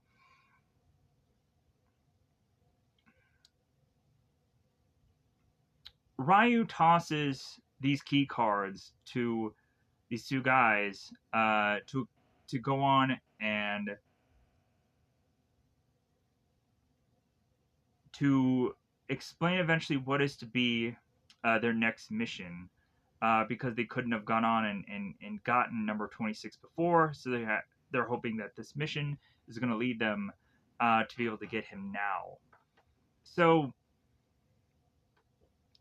the further and further they talk about this mission and what they're going on and doing, Kaneda is in this vent, going on and kind of hearing all of this, and at some point they kind of overhear that Kaneda is kind of listening to this. They grab him out of this vent, they pull him out of here, and they again think that he's some kind of spy or that they're going to turn him in. And Kaneda turns to these guys and like, you know what? Like these people have my friend. Like I want to go on and I want to find out what I want to know the truth. Like I want to know what's happening to him, and that's all I care about. So it seems that they're willing to go on and work with this kid because it seems like he's telling them the truth. It seems that uh, like they can use this guy to get Tetsuo and maybe others. Who knows? So So Ryu talks with Nezu, uh, this long blonde-haired, mustached man, and nice suit and clothes and what have you. And like off to the side, there are obviously this couple that is just kind of making out and they're like grabbing one another. I'm like, all right, okay, just right in just front of the open, I guess. But I guess that maybe is to maybe be their thing. So Ryu and I think his president of this organization are just having this conversation, uh, talking about using this kid, and so they realize that this is a good enough plan. So, uh, so Nezu and Ryu are also looking at the fact that off to the side, there seems to be some people that are worshiping Akira, and there is some monks and some priests of some kind going on and having these seances and this and that going on here, as well as also people are putting graffiti into the ground. So we now have this council meeting with the colonel that I've gone on to technically state what all has going to have transpired here, and there is to be a specific council member that is to be very upset with the colonel and want to start saying that this whole Akira mission thing is just kind of a smokescreen uh, because the colonel is to try to hide the fact of what real problems are kind of going on in this world. So so eventually this council meeting is to leave the colonel to leave just upset. And one of the council members is like, well, hey, Colonel, don't you leave here. Like, you still have things to answer for, but the colonel is just going to leave. And also, like, the colonel is to turn to the senator, and the senator is either falling asleep or he's just like, nah, whatever, I'm not going to go on and I'm not going to jump up here and I'm not going to help the colonel out at all. So now with Tetsuo, Tetsuo is to go on and to wake up realizing he needs water. All of a sudden, to grab this teddy bear, chuck it on the ground, and be like, what do I need this teddy bear for?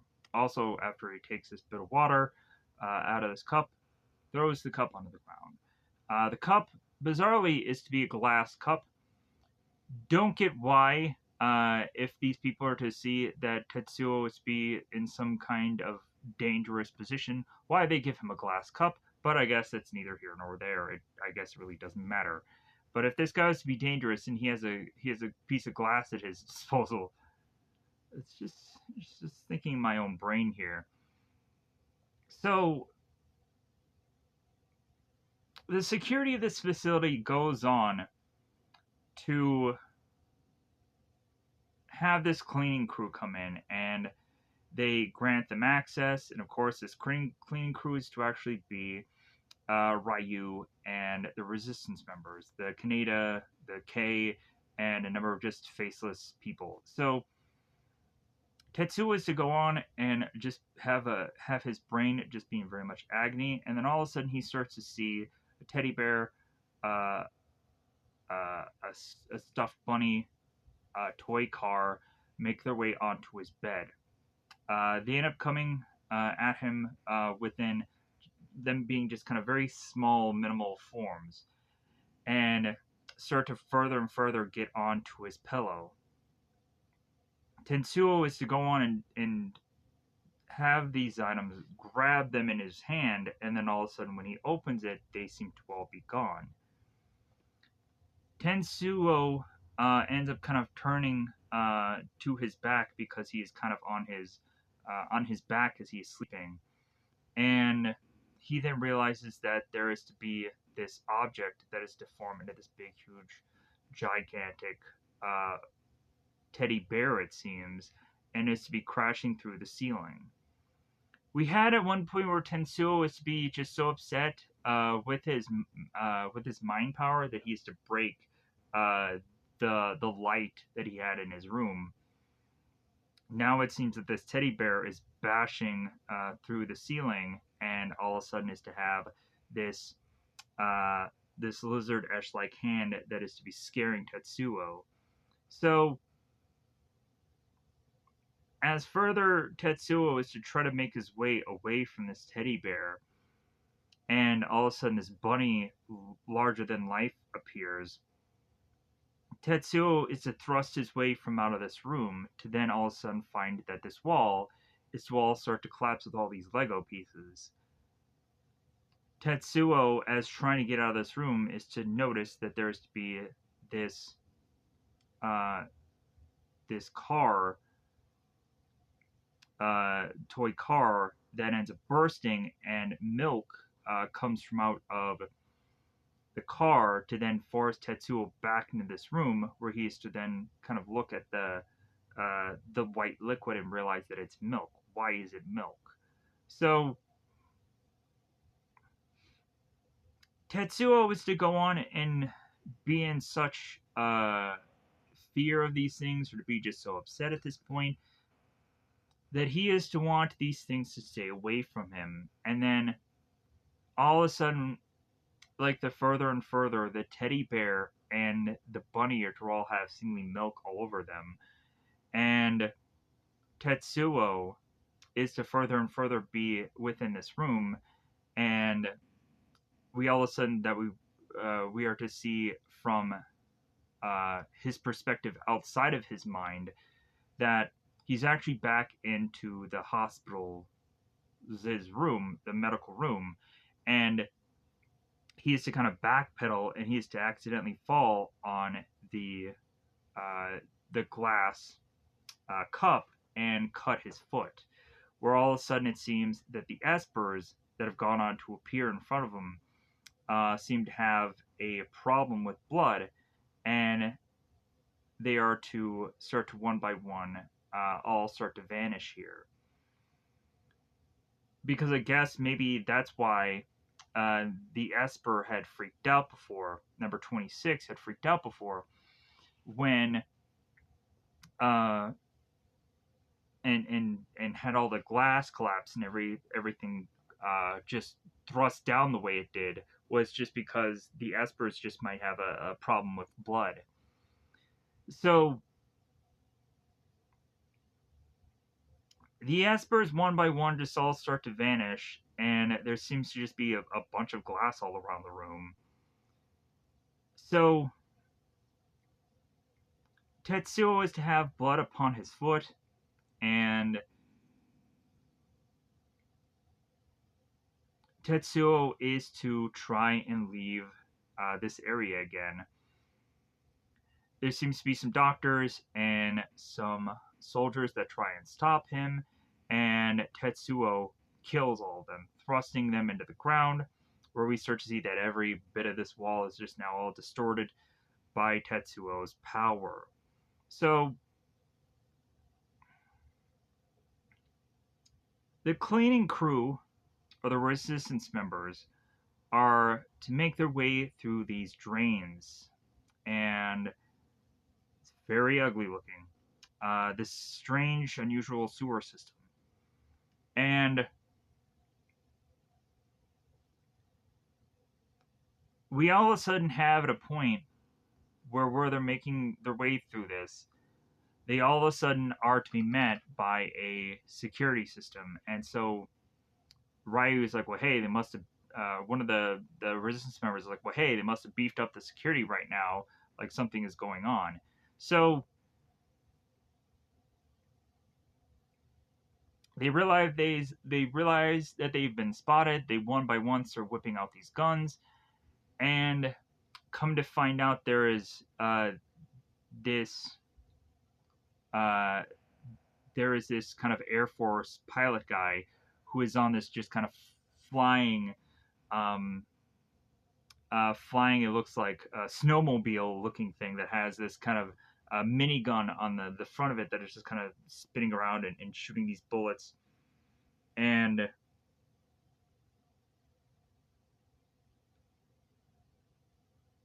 and blasting away at these characters. So as they go on and as they take down one, there seems to be another one that appears, and so at one point, Kaneda takes one of these guys down, ends up commandeering this vehicle, grabs Kay, and they start to both drive off without Kaneda not really knowing how to drive one of these things. And they go on to at some point have us back with Tetsuo, and he's going through this laboratory, this location, and we see this military force that's trying to go on and shooting all these kind of smoke pellets. So Tetsuo, of course, is starting to get more and more angry, and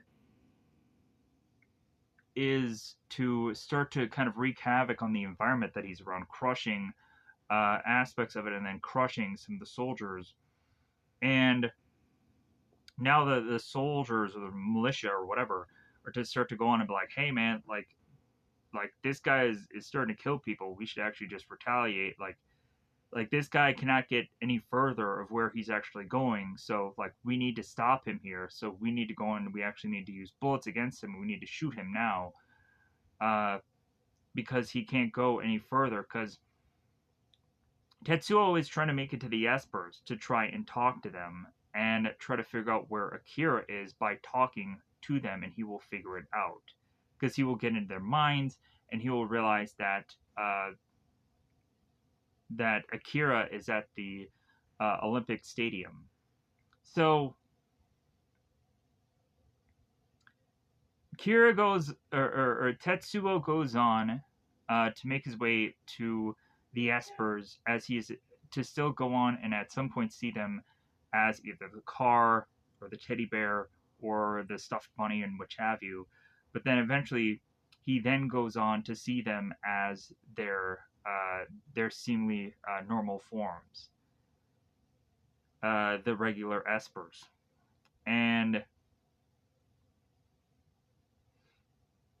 as he goes on and he tries to uh, talk to them, they realize, the Espers realize that Tetsu is dangerous and they start to attack him. And as they attack him, Tetsu Tetsuo realizes that he is to go on like, man, like I'm actually really powerful here, like, uh, and so he's like, all right, okay, so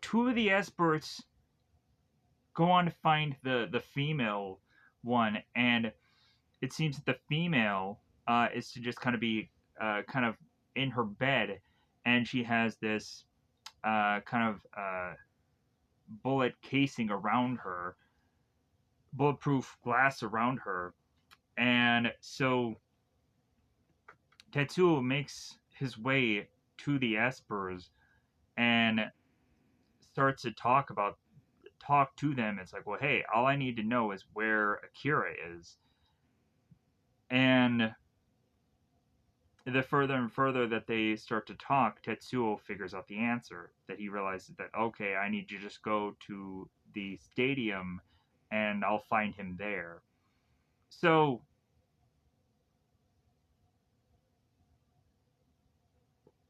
the doctor, Anashi, and the colonel are to also make their way to Tetsuo. And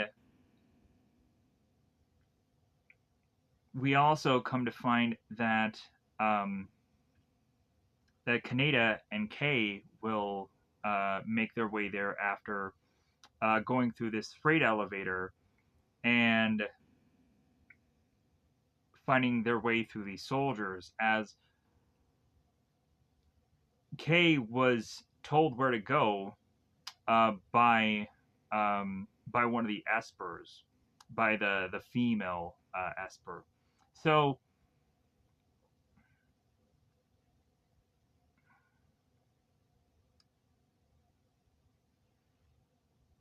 as the Espers and Tensu are to seemingly go on and have more combat here because the Espers are to see Tetsu as a threat, even though they are Tetsu is kind of one of them.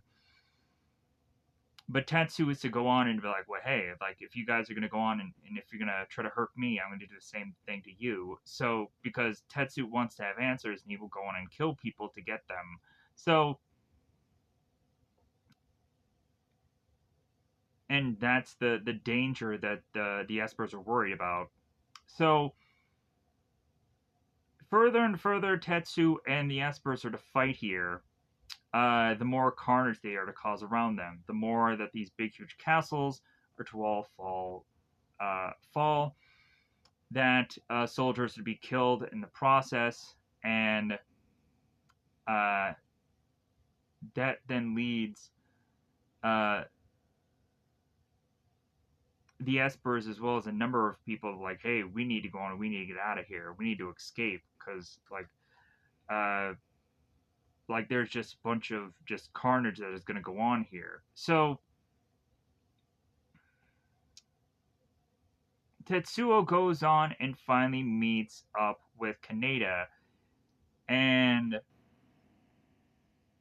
Tetsuo is like, "Oh, Kaneda, hey, hi, yeah, well, like I guess I won't need to go on and need to ask for your help anymore. If anything, maybe you're gonna have to go on and need to ask for my help." And Tetsuo is to go on and eventually just kind of upset Kaneda, so much so that the two of them are just to be uh,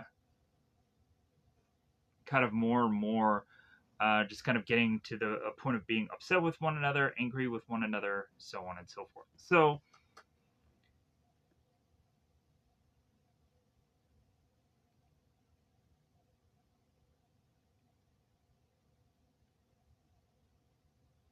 all this is to lead to Tensuo finding out from uh,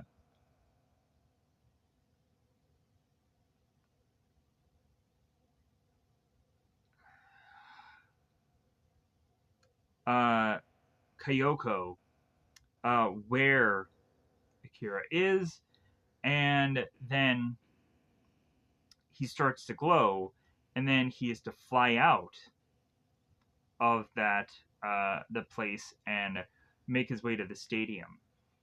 So the Espers are to group together and talk about how uh,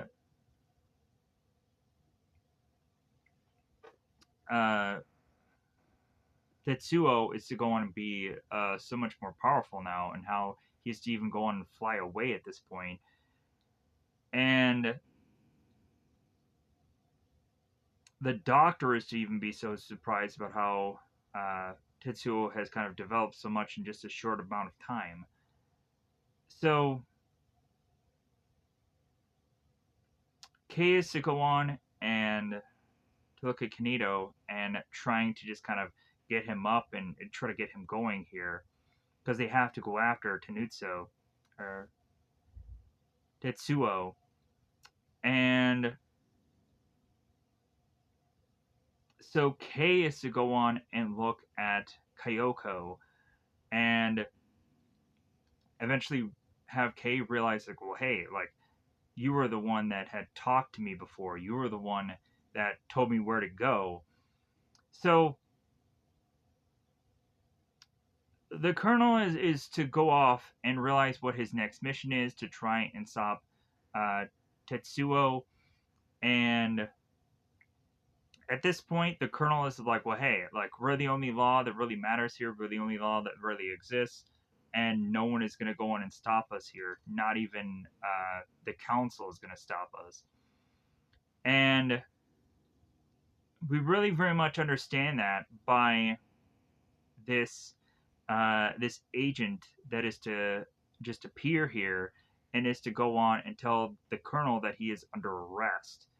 And the colonel is to go on and, of course, try and stop these agents from taking him in as the military just surrounds them. So I think there is gunfire that ends up happening in the midst of this. But so let's try to push on as much as we can here. So Tetsuo makes his way to the capsule's bar and goes to the bartender and asks for drugs. And the barkeep is like, "Well, hey, aren't you a little young for that, boy?" And so, because of course he doesn't seek the answer that he wants, he just goes on and kills the bartender and basically destroys the whole entire bar, leaving both Yama and Kai to make their way back to the bar, realizing how disheveled it is and how just destroyed it is. So Yama and Kai thrust their way through the bar to then find that the bartender is dead and that Tensuo is holding on to just a handful of pills. And Tensuo is to go on and need this medication so that way he can kind of null his powers down. So that's the understanding of why he's to go on and go back to this bar to try to get these drugs so he can try to suppress his powers because his powers are getting so far out there that like it's getting harder and harder for Tetsuo to control them. So Yama and Kai look at Tetsuo and realize how disheveled he is, how different he looks, and they're at a point where they're even questioning whether this is Tetsuo or not. Cause like so Tetsuo is going on and laughing here, and Kaneko is telling the group, it's like, well, hey, like if you guys see Kaneko, give him my regards. And so, but if anything, also he's probably just thinking like, well, like maybe not, because he's probably gonna kill them. So Yamagata is to get ever so much more closer to Tensuo, and eventually this leads between a fight between them, where immediately Tensuo ends up killing Yama. Kai goes on uh, to look at his fallen friend, and Kai is like, "Dude, I'm not gonna go on and fight against this guy. Like, I'm gonna die." But I think Tensuo leaves Kai alive so that way Kai can go on and meet with Kaneda to just kind of tell him what happened. So Kaneda and Kei are in this what looks like a prison cell, and the two of them are talking here. And here's where Kei goes into this long stretch of talking about how uh, humans had originally come from primates, and she goes and amoebas or mammals to fish and so on and so forth, and like she goes on to get to the point of like amoebas and everything like that, like trying to find the atoms and the origins of just every level living human being, and how there's water and atmosphere and trying to narrow it all down, and space and dust and so Canadians like hearing all this like, what do you even like, what are you trying to say here? And so Kay is to go on and narrow it all down to a memory, and like the memory of how this all like began, and how like the Big Bang happened, and how like how is it that like power was given to create anything. So,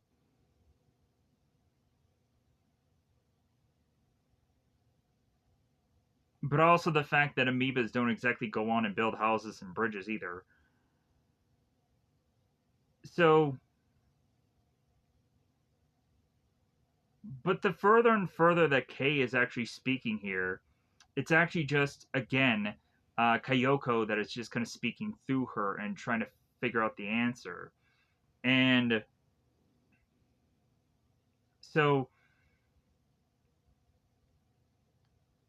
but also that Kayoko is to go on and help the two of them because she feels that the two of them are going to go on and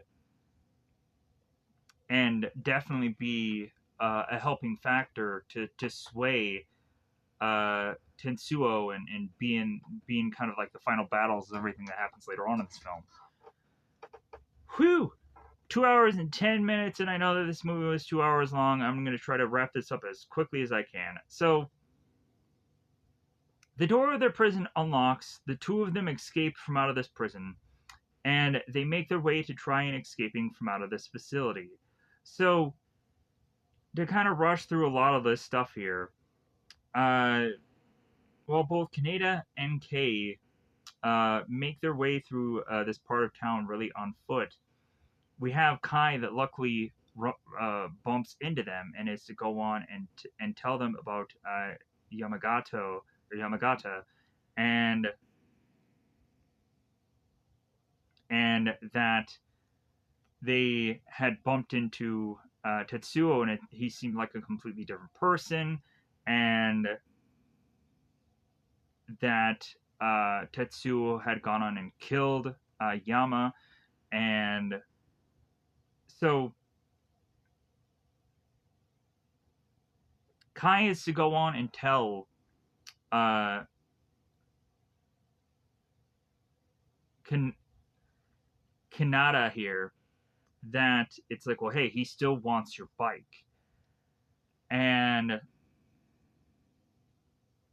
Kanata is like, well, yeah, like he really just wants my bike now, does he? So, like, hey, I'm going to go on and I'm going to give it to him. So, Kanata goes on to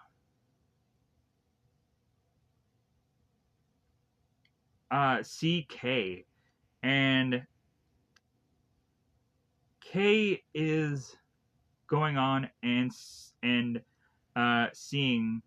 Takashi, and is all of a sudden floating on water. And so the Espers realize that they need Kay to help them fight against Tetsuo, and they go on and they just take Kay and she vanishes. So Kaneda tries to chase after Kay, but he gets stuck into the water, and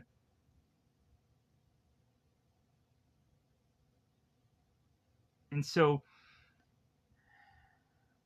now we're back with Ryu, and he's making his way to his president, to Nezu, the guy that he spoke to before, where they were kind of concocting this plan of kind of going out there and using Kaneda against or using this Kaneda guy because he knows Tetsuo. So Nezu is going on, and he's scrambling, and he's like collecting this big huge briefcase of money. And he's getting his clothes together because it looks like he's just kind of just in this robe and everything like that. It also seems that Nezu was gone on to open this door, and there seems to be in this bathtub uh, just a bunch of dead bodies. I'm assuming this has to be some council members that had probably been the traitors or had been the guys that this guy had worked with, and so Nizu is just getting the heck out of here. So Ryu is to appear to talk with Razu and is to tell him that their mission had failed. And the further and further that Ryu is to get to Nizu here, all of a sudden uh, Nizu is like, "Well, hey, I told you not to come in here. Hey, I told you not to be here. Like, you shouldn't be here." So the guy whips out a gun and is to shoot Ryu here, and he's to be clutching onto his chest because this guy is going to go on and have a heart attack. So, uh, we're almost. It feels like we're so close here, but yet so far away still. Good grief. So, uh,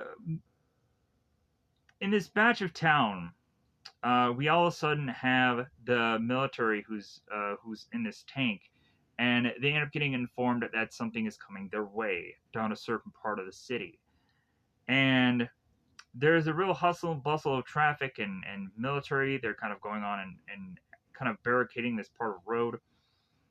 So all of a sudden, we see this helicopter come flying out of the air, crashing into the city, and that ended up telling the military, okay, it's time to prepare for what's going to happen here. So we find out that it's Tetsuo. Tetsuo is making his way through the city to get to the stadium, and the soldiers are to have to get orders that they're going to have to kill Tetsuo, that they're going to have to figure out a way to attack him, and they're like, attack him like he's a kid. So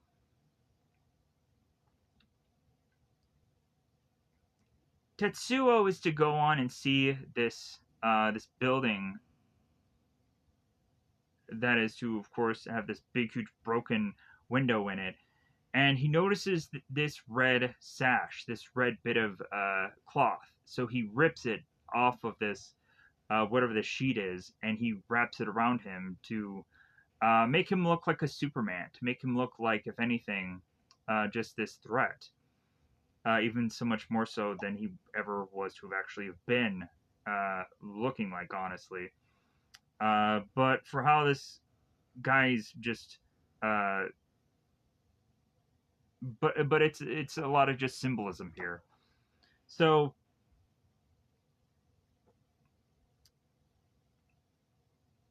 the military starts to go on and is to face off against Tetsuo here, and there is explosions happening right as there's to be just a bunch of traffic all happening here also. So Heizu is to make his way through this kind of back alley with his gun in hand as he's still almost getting to the point of him having a heart attack and trying to grasp for these heart pills. Ryu is to follow him, and at one point, Hizu is to have lost his briefcase full of money. And it's flying out from behind him, and Ryu is to just kind of be kind of smacking into some of these papers, further realizing that he too is going to die soon. And the last thing that he is to probably go on and do is to just follow this guy because that's all he has really left to do here. So Hizu has a heart attack, falls over. Ryu is bleeding out, and he falls off to the side here. There's really nothing going on here. It's just like I have to mention what's happened. So Kaori is to make her way to watch what is going on this TV here. Uh, she is to listen, or she is to watch the news, who is going on and trying to have this coverage about Tatsuo, and it seems that the military is trying to force this helicopter that has this news crew down because they want to censor what they're doing. They don't want to show what's going on because, of course, the military is facing off against this kid, and that is to be a horrific scene to be showing on the news because they never want to go on and see a kid being killed on the news. You never want to go on and showcase that because that's just too much. So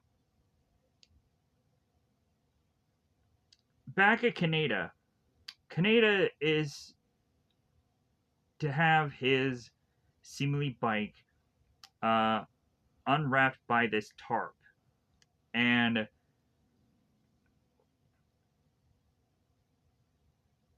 Kai is to kind of chase after Kaneda, like, well, hey, like, what are you doing? Like, what's your plan? And so here's where Kaneda goes on and says, like, well, like, obviously, pause here for a second. So Kaneda drives off, and the military force is trying to take down Tetsuo. All while that's going on, we also have all these priests and monks, and they're also getting someone involved in all this, and they're saying that Tetsuo is Akira, and they're praising him and worshiping him, so on and so forth. So all while this is happening is all on this bridge, because this fight has led here because Tetsuo has gone on to get shot by this tank, and he is to kind of quickly take it out, leading to now the military to regroup and go on to uh, get these laser guns to face off against Tetsuo and hope that this will work a lot better. So Tetsuo is to go on and get so upset against this army because it seems that the army is going on and uh, having a much more better ability of trying to strike at him, and he is to, of course, get more angry that uh, that he ends up collapsing this entire bridge around them. That is the best way to just wipe them all out. So, but Tetsuo continues on. He continues unharmed to make his way to the stadium because he knows that's where he's supposed to go. So, Dr. Onishi is to go on to uh, look at that same place he had did before to see Tetsuo's aura, and he's going on and he's just really assessing kind of the level of where things are at now. So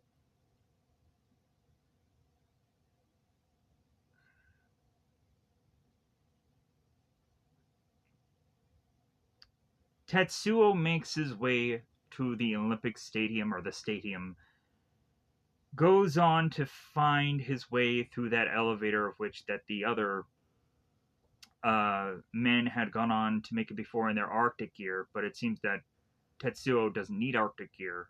He just needs this cape. And Tetsuo further finds Akira's vault or container or whichever. And here is all of a sudden when he seems to be stopped by Kei. And Tetsuo realizes that Kei is like, oh, you were that girl with Kaneda. So it seems that Tetsu knows who this girl is. And so Kei is to, of course, be the stopping force of Tetsuo until Kaneda actually really gets there with his laser gun to try and stop uh, Tetsuo. Not a really even match, but I guess a good enough match, I guess, if you really think about it. So Kei ends up using her powers to thrust certain pipes and certain big, huge, massive things in Tetsuo's way. Uh, but Tetsuo just kind of brushes this off, and he's like, "All right, okay." I'm like, "All right." So Akira is on his bike, driving as quickly as he can to find Tetsuo, and he all of a sudden is to spot this kind of midway, this kind of this border uh, where there's like this border patrol and this kind of stopgap, and he's realizing that there's a number of soldiers all dead, and he goes on to just be in awe of the carnage that has happened here. He grabs one of the laser guns. He's like, "All right, like this is gonna be my best shot to try and beat Tetsuo here." So now we have to see a shot off in the distance where Tetsuo and Kei are both facing off here. We all of a sudden see this huge burst of cloud and smoke and this big huge thing that is to lead to finding Akira's vault kind of appear uh, back onto what is to be from the underground. So Tetsuo is to want to go on and detach everything of any kind of wire and these are big, huge, massive looking wire things, all attached to Akira's container to then try and eventually realize that Tetsuo should try and unlock him. So as Tetsuo faces off against Kei, Tetsuo blasts Kei away, and so she goes flying. So Tetsuo is to finally go on and unlock Akira's container, open it up, and just find a miraculous number of just jars that has brain, lung, heart, liver, bladder, organs, all just put together. It's like, so Tetsuo is very confused, and he's like, where is Akira?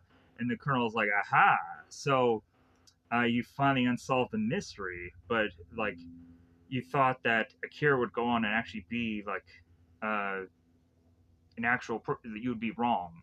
That all that's left of him is what you see here is just organs and this because they've gone on and just dissected Akira and just like this is all that remained. So that uh, the colonel is to go on and tell Tetsuo here. It's like, well, yeah, like Akira is already dead, and it's like, are you finally satisfied? Have you finally solved the mystery that you have just been so driven to go on and to solve here? So finally, Akira arrives. Finally, Kaneda arrives here on his bike and is to have his laser gun and is to appear in front of Tetsuo. And they are to finally have this battle, this fight, as a Tetsuo is to have around him all of the Akira jars. So, as the two of them go on and talk, we have Akira who is, or Akira, God, Kaneda that is to grab his laser gun and to start to fire against Tetsuo. Tetsuo is to kind of throw his body against these jars and is to kind of drop back here. And Kaneda is to continue to fire against Tetsuo here. And at one point, Tetsuo is to have an issue with his arm and is to have blood on his arm. And Tetsuo is like, all right, like, well, hey, like, let's finally fight here. So, as we realize that that Kei is kind of still just kind of trying to get back up here. She's struggling here. So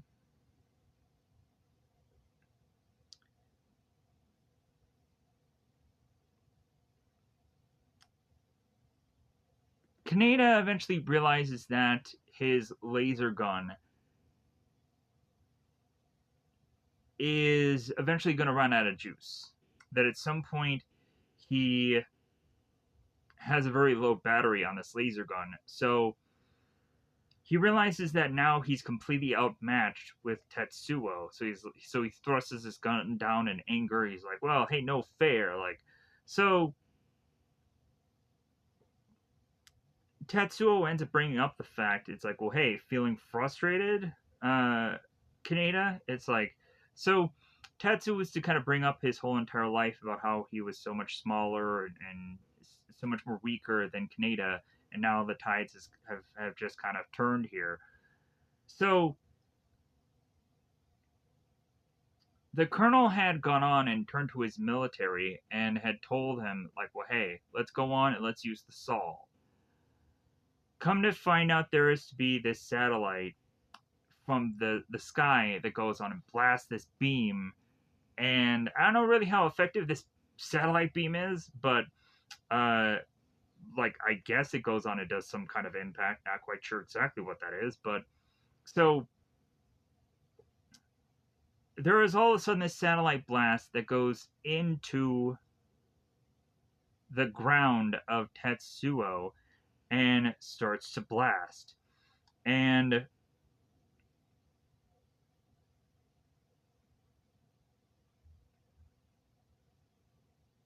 Kei is to get back up. Kai is to reappear in his bike and to be shouting and asking where exactly Kaneda is. And when we find Tetsuo, he is all of a sudden losing an arm, and his arm is starting to bleed. Kaneda, now without any kind of weapon, is to just grab this huge boulder and is to scream out his former friend Tetsuo's name, and to then hope that he can take this huge rock and hopefully try to take Tetsuo with that. But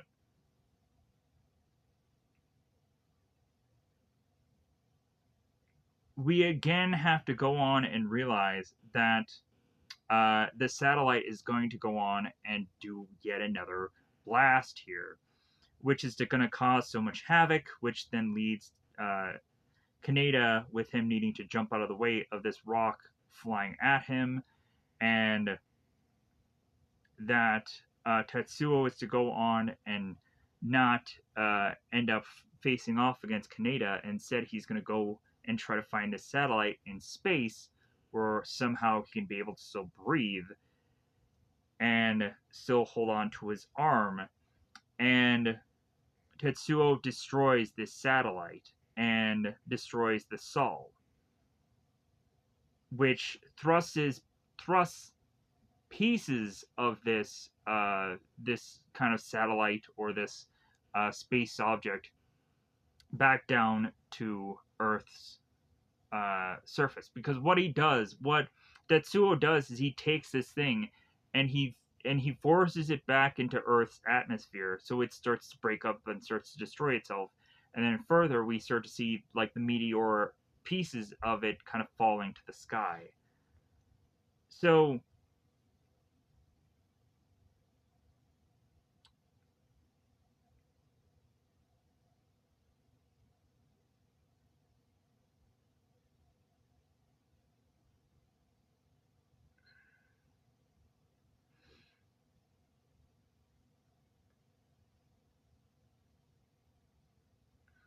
ugh, maybe I got a little ahead of myself. Because it does seem that Soul gets one more blast in, I guess. But uh, he gets more. Saul gets one more blast in as Tetsuo is to try to go on it and thrust it into the Earth's atmosphere. Onishi is to go on and look at the power that Tetsuo has obtained again with his aura, and Tetsuo had gone on to, of course, lose his arm, but then all of a sudden Tetsuo is to quickly regain this mechanical arm and continue on to do what he needs to do. The Aspers are to go on and talk amongst themselves,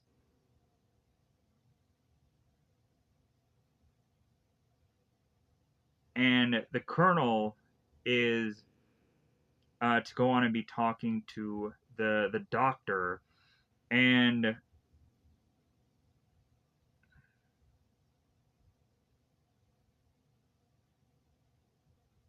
all the doctor seems to care about is all the paperwork and all the things kind of telling them the results. So while that's going on, we have Kai. Kai is using his motorcycle to try and juice up the laser gun, as Kaneda is to try to tie these things together to make a better laser weapon. So they're all by this fire, just kind of trying to keep warm. And so Kaori makes her way to this stadium to try and talk to Tetsuo. And the Colonel is to also make his way to this stadium to talk to Tetsuo, as Tetsuo is to go on and be sitting on this throne and is to have all of these Akira jars next to him. So all of a sudden, as Kaori is to talk to Tetsuo, and Tetsuo has this metal hand, and Kaori's like, "Hey, what's wrong with your hand?" And Tetsuo is like, "Well, I've gotten upgrades." And all of a sudden, when Tetsuo is to touch the throne, all of a sudden the metal arm just starts to expand and attach itself to this throne to just connect with everything. So to where Tetsuo is trying to make it stop and he can't, and he's desperately asking for medication. So the Colonel, looking at Tetsuo, is like, "Oh, like, Tetsuo, like, what's wrong? Are you in pain?" And so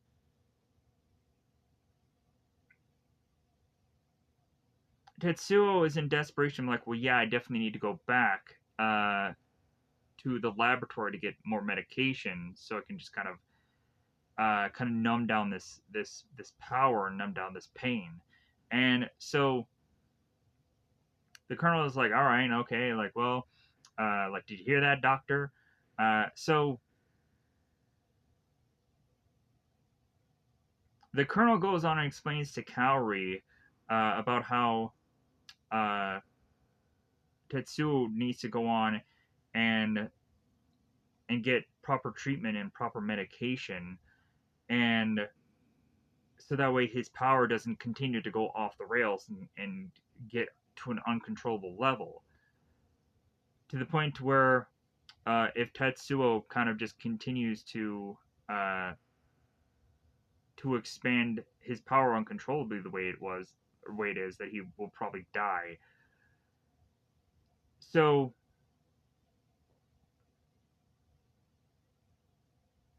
Tetsuo goes on and rips himself away from this throne and is to get ever so closer to Kaori, but then is just going on and also thinking about the medication that he needs. So the Colonel tries, considering how close he is to Tetsuo, to shoot him, to try and kill him here.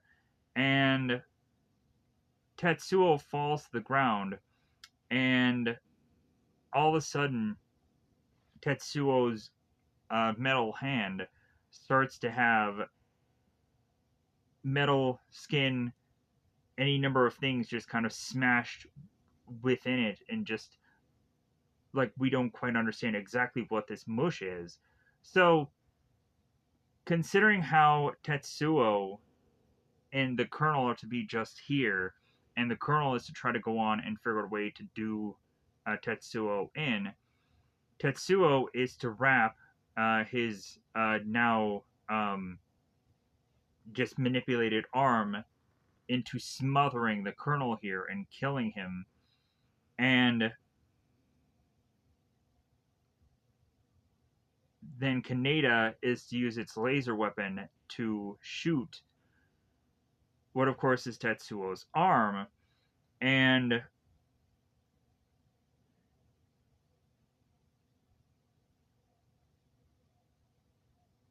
we again have another battle between Kaneda and between Tetsuo, which then leads to the Espers also making their way uh, to this spot also.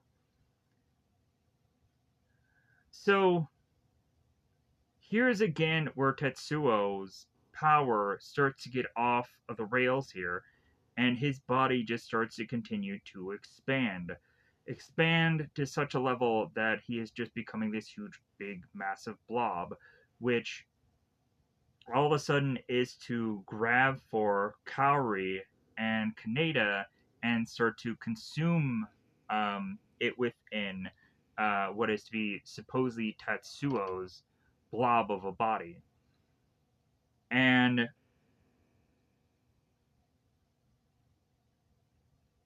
as the Espers make their way to the Akira jars.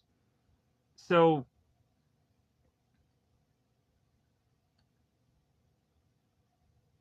Tetsuo is desperately crying out for either Kaori or Kaneda to help him, and Kaori ends up getting so pressed in between the blob of what is to be Tetsu that she gets crushed and gets smushed and dies, and blood is to be coming out of this hole that she's to go and be in, foreshadowing that this was to be seen earlier, and she was to be foreshadowed to be killed earlier, I guess. So Kaneda now struggling within this mush, and Tetsuo is desperately turning to Kaneda to help him, and Kaneda is telling Tetsuo to just stop, and how Tetsuo is to have felt Kairi's pain. So at some point,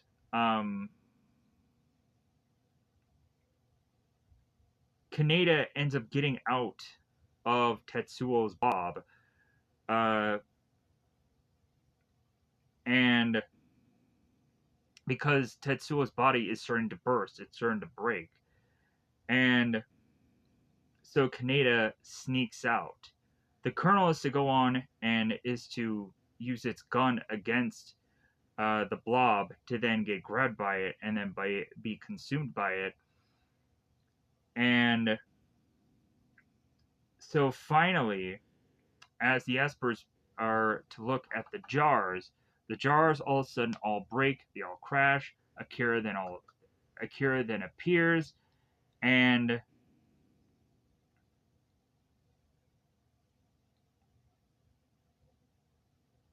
the Colonel all of a sudden reappears in a separate location.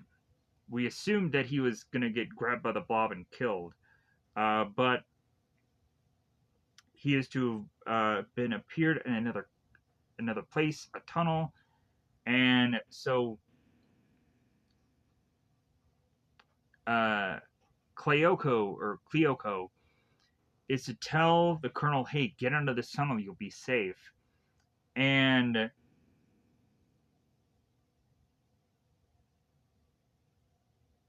because there seems to be at a point where, since Akira had formed, that all of a sudden there seems to be this huge, massive white uh, bubble that seems to keep going larger and larger and larger, and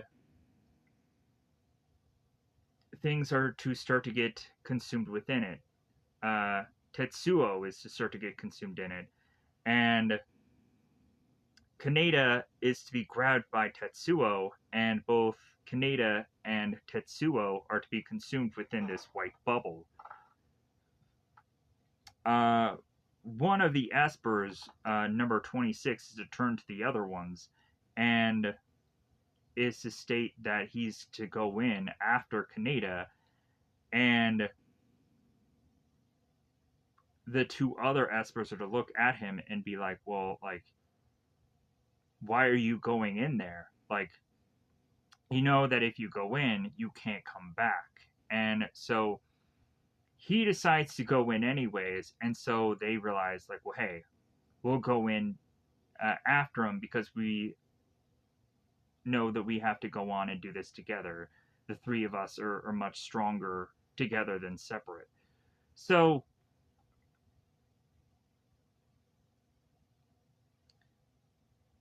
off in the distance, we see Kay with Kaneda's jacket, and I think Kai is with her. And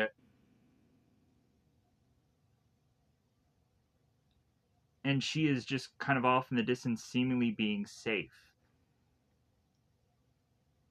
And Kay is turning, I believe, to Kai and saying, like, well, hey, we need to get the heck out of here.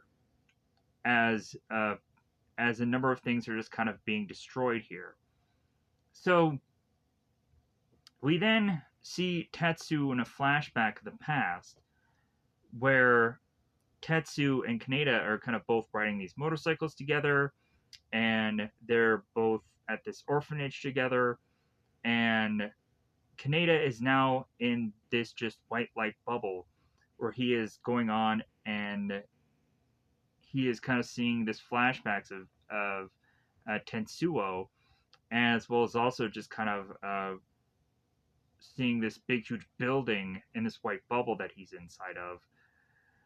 So more flashbacks of Tetsuo in his past, building blocks. At some point, some of these uh, orphan kids getting off these buses and playing video games and so on and so forth. And some of these kids also going on and going into these rooms and being experimented on by these doctors and these labs, going on to finding out that they have psychic powers, and we have to assume that maybe all of this to actually have gone on and been Akira at some point, or just the other Esper kids, and that it may not all just be Tetsuo, who is going on into his been gotten experimented on. We have to assume that this is also uh, the Esper kids that they're getting kind of memories and flashbacks of how they came to be here. So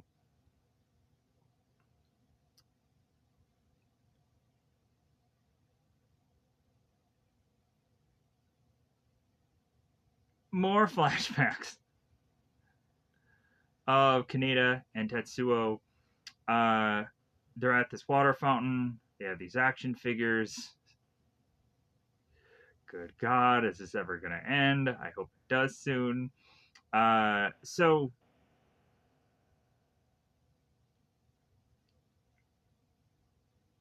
we have this big, huge white bubble that is to seemingly starting to destroy parts of the city, and uh, Anashi that is going on and still looking at all the papers and all of the all of his auras and everything like that to realize what is all going on here. And by the end of this, he will go on and he will have all of this science lab stuff collapse around him and get killed. So he has to do all this for naught. So all of this is to eventually lead to Kaneda still miraculously back alive, and he is to hold on to this one tiny now white bubble, and he is to say the word uh, Tetsuo, and Kei is to uh, turn to Kaneda, and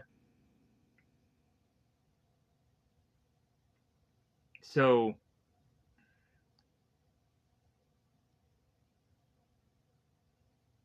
really at this point here, it's time for the characters to reunite back with Kay and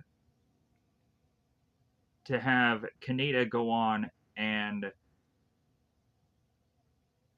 try to explain to Kai what had happened, and then for them to go on and leave.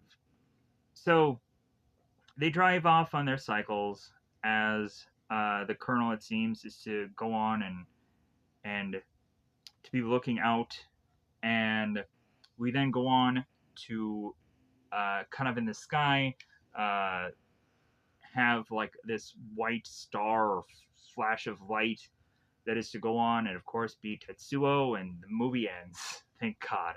So uh, also, I probably should have gone on and stated at some point earlier on in this review that if you are to be a person that is to have been a person that could be easily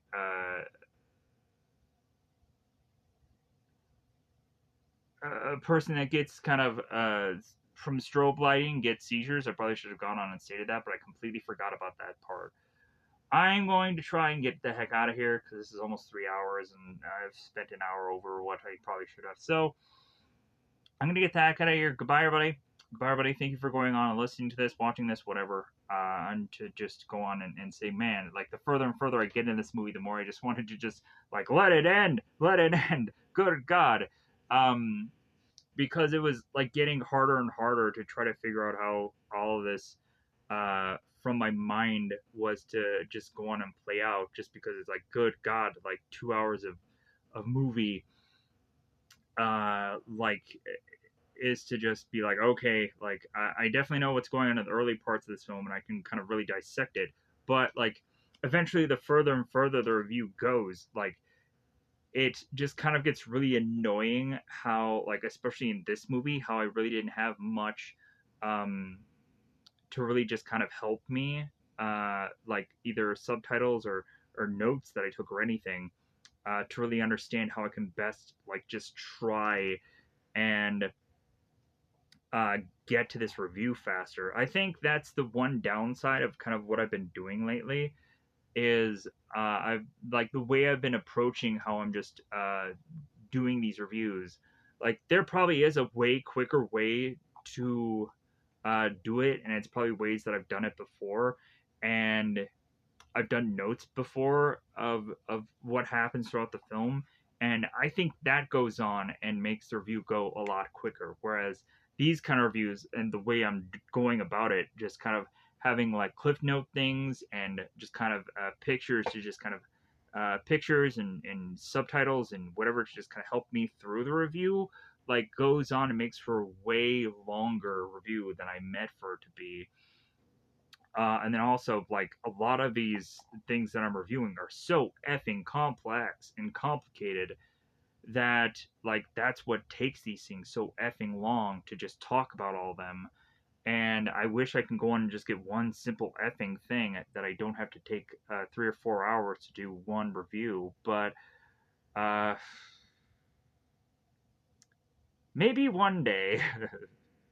But there also is a certain number of movies that I've tried to do that are very much more at a smaller scale and way less complex, and they get done with like not even an hour or whatever, hour and change, and I've been trying to do those more, even though they end up being way longer than probably the actual movie or about the same or whatever. But like, at least they're to go on and be a lot less complex to break down and have to just say what all is going on in the movie. And plus, the longer and longer the reviews go, it's like, come on, like I just want to get to the end.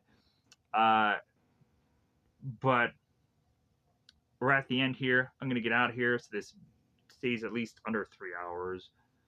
Because I'm sure a lot of people are like, yeah, 3 hours, really, buddy? Come on, I get it. But also,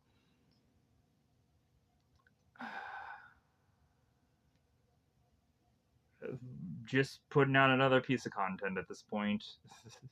uh, it'd be great uh, to say that people could go on and watch more than 20 to 30 seconds of this, but I also get it that if you've probably seen this movie, or if you've gone on to just kind of like, people are very uh, they want a movie reviewed a certain way. They want to go on and have a certain experience, and probably that's not me, and that's completely fine, because I'm just gonna keep going on and just keep finding bits of content, probably ones that are to go on and be stuff that people will enjoy, hopefully, uh, and also will actually view, because uh, like, I guess we're at just kind of a low point of the channel, but like, that's on my fault, because I spent like a week away from this. If I would have just kept on uh, uh, going the way I was going, and not taking so many times away from the channel, and just kind of resting on the fact, like, oh, hey, this one video actually did 100 or a couple hundred views. What do I need to be here for? And like, I just kind of kept thinking that everything was just going to keep going up and not bottom out at one point, but eventually, like, it did, sadly. So, oh well, like, because uh, I was just keep thinking, like, all right, like, the channel's just going great. What do I need to be here for? What do I need to keep doing views? And like, that's the thing. You always just need to keep doing videos, regardless of how well things are going. You just need to keep doing them to just hope that things just continue to go better. So why do I do these conversations? Why do I talk here? But here's to hopefully go on and do more videos that interest me in the future, and hopefully they're not 3 hour or 4 hour ones. Good God, because I need a break from those. I really do. But it's either like Power Rangers or something else, and it seems that those Power Ranger ones go very long. Regardless of how I'm to try to like, regardless of how I'm to try and say less and less about them, but I end up going in more detail. But anyways, I'm gonna get out of here. Bye, everybody. Bye, everybody.